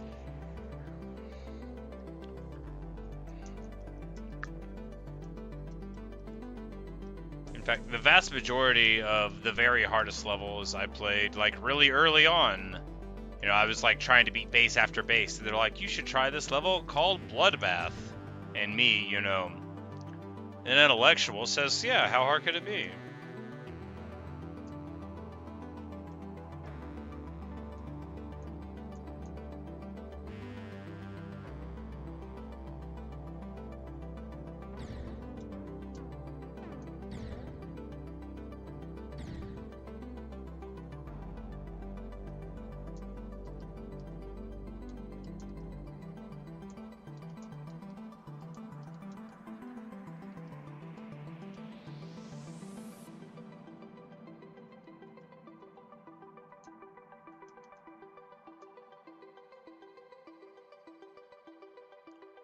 Crazy what you say, I'm a very determined player. You think I could be an extreme demon eventually?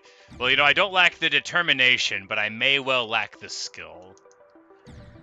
But as I'm always saying, you know, I derive my power from y'all, you know, like, without the support of the wider Geometry Dash community, I would have stopped playing this game a super long time ago. I mean, I still play it when I feel like it, you know, it's not like, you know, I play for the praise, which is, you know, appropriately rarely given.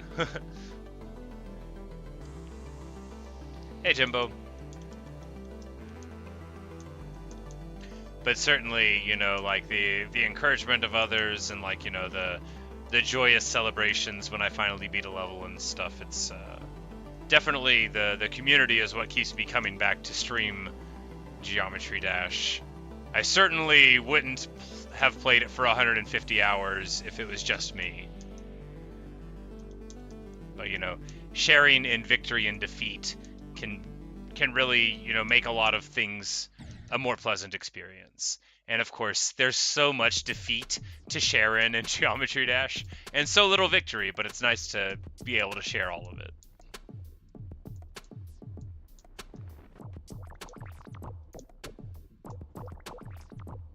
And it's just interesting because, like, most games, if you told me, hey, you're going to try that level 7,000 times and not beat it, I'd be like, I don't want to play that. That sounds like it's too hard. But, you know, since you keep on going forward, all you have to do is play. Did I beat Death Moon yet, Jimbo? Yeah, I beat it a few weeks ago. 7,035 attempts. It was glorious. Hey, Archie, thank you for your good luck wishes.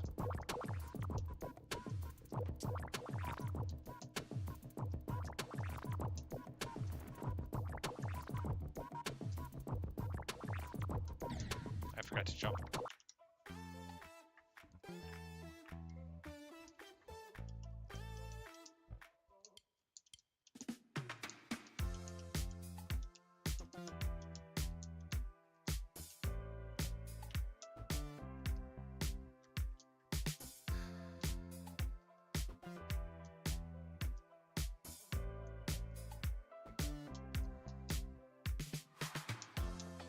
Ah.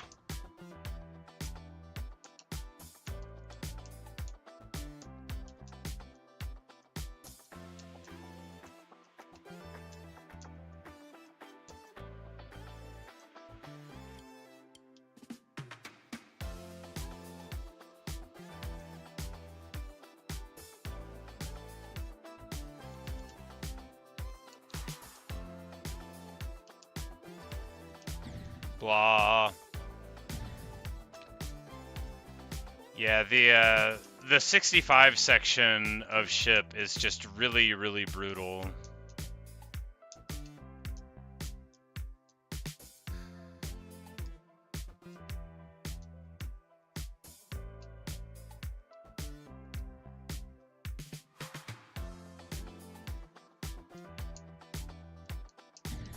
Blah.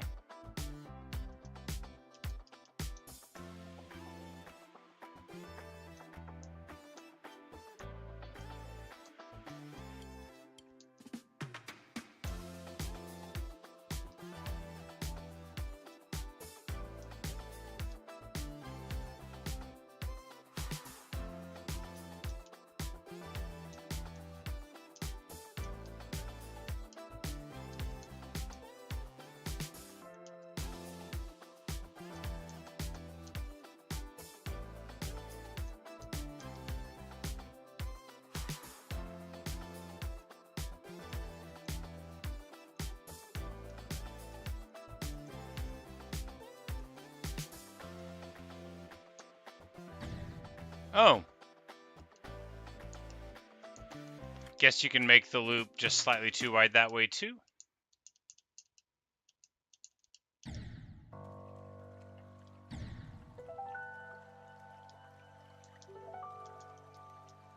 That's, you know, I didn't think that was going to happen. I guess probably the hitbox on the incline shifts out a little bit there at the top. I thought we were on a perfectly fine line for it, but it shows what I know.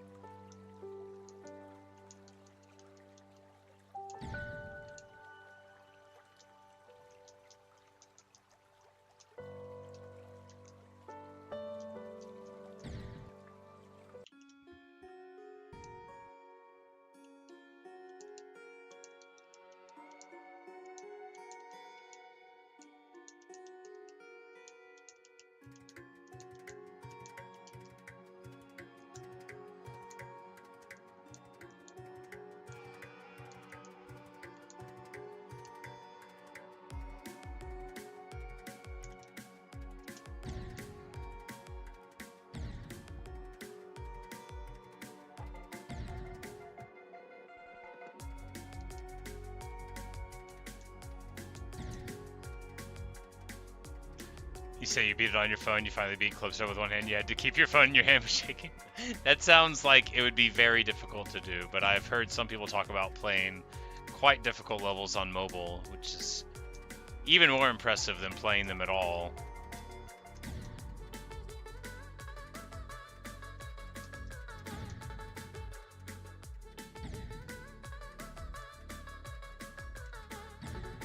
Yeah, there's a question. Am I interested in Roblox obstacle courses? No, I don't think so.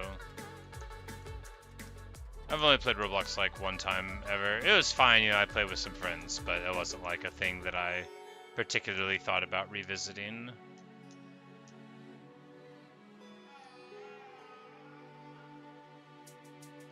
Played a couple of the very famous games, like I think it's called Build a Boat. Anyway, in it we built a boat, and I had a really good time. Of course, this is like before I had played Minecraft, so it was a really like joyous experience building the boat. There's a couple of times when I played games with my friends, and they were like, "Oh, it's just Minecraft, like 7 Days to Die. It's like this zombie game," and I was playing with one of my friends. We made a little dirt house thing, and then she was like, "Oh, it's just Minecraft." I'm like, "I don't even know what you're talking about." She's like, "Yeah, it's just Minecraft," and I guess it was. I was like, "Oh," because I was like digging a hole with my fists in the ground, and she's like, "Oh, you can make a shovel," and then she like all of a sudden she's like, "Oh, it's just Minecraft."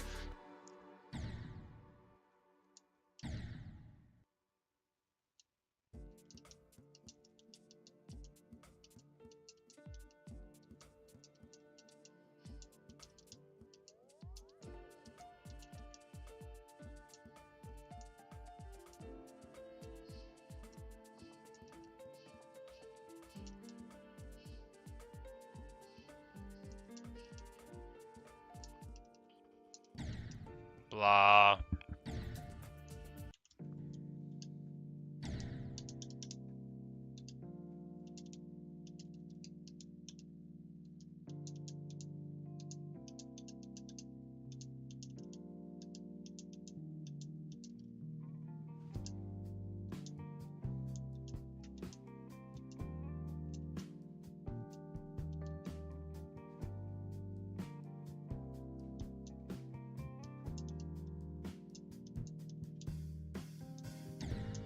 Okay.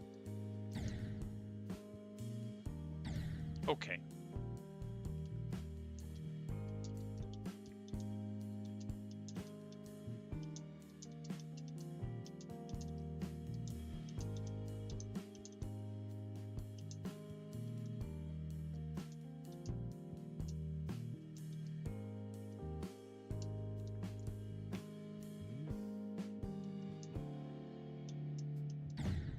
Sure. Whatever.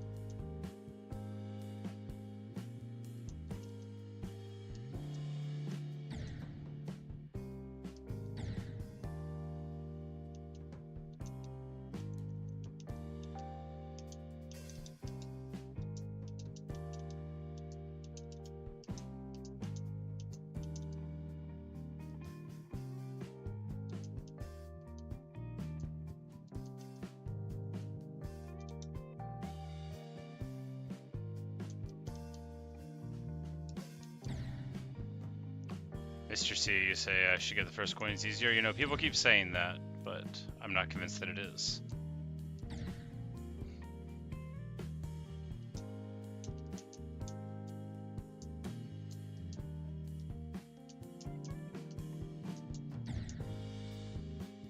For one, I've done the other way a couple thousand times, and that way, not at all. So it's much more likely that I'll die, making it not easier at all.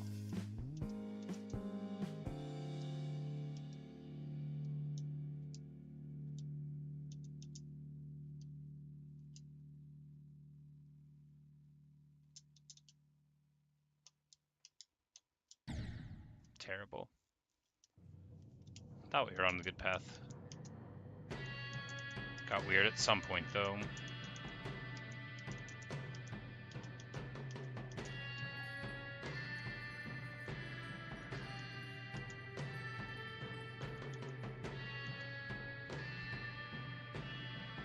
What level will I beat after Clubstep? Theory of Everything 2? Oh, I don't think so. Theory of Everything 2 is like way too hard. I'll probably play some custom level. Theory of Everything 2, I couldn't get past 17% on practice mode.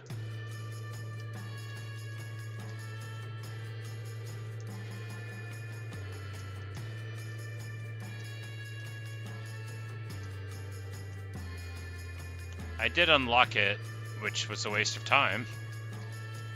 No, it's not so bad. After unlocking Theory of Everything 2 and giving up on it, I returned to Clubstep. So, you know, in a way, it was useful.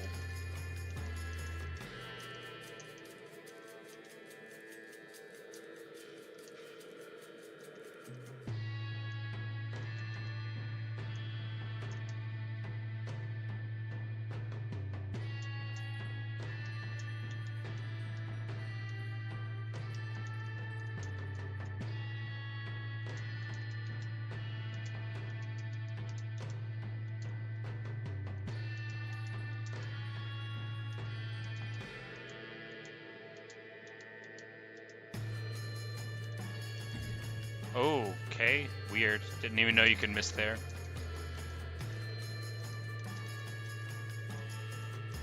Timing could have just been super off.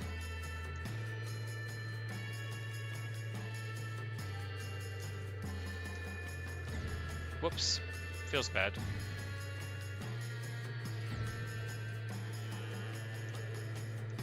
Bloodbath hard, you say your name? Yes. Bloodbath is hard.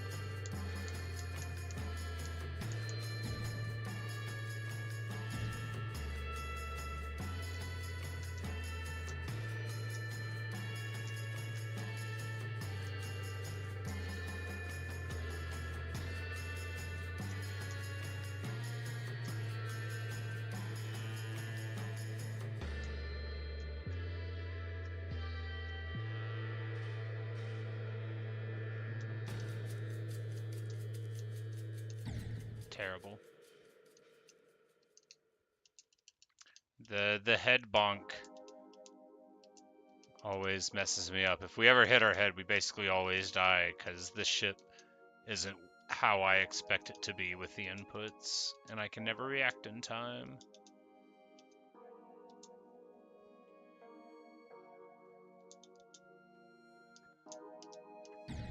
Bad.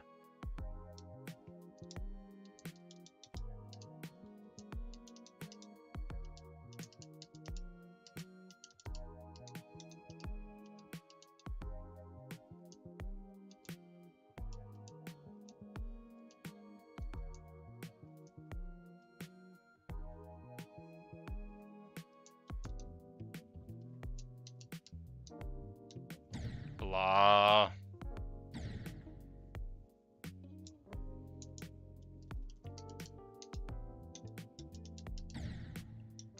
What?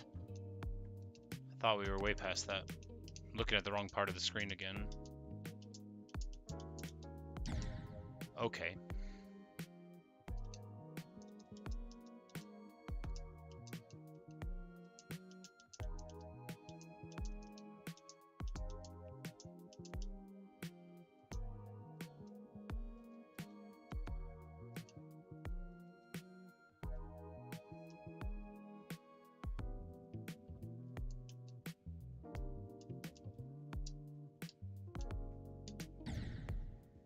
Well, that was all over the place terrible. Oh, man. Brain's starting to turn into mush. Anyway.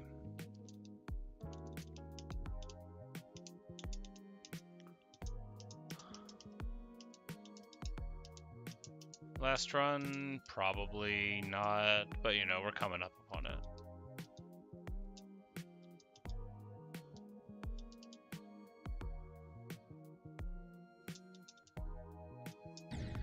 Alright, last run now. Look, we're not gonna beat this right now. Maybe we'll beat it tomorrow. It's possible that I'll come back and play it later today, but I doubt it. We'll probably play tomorrow, though.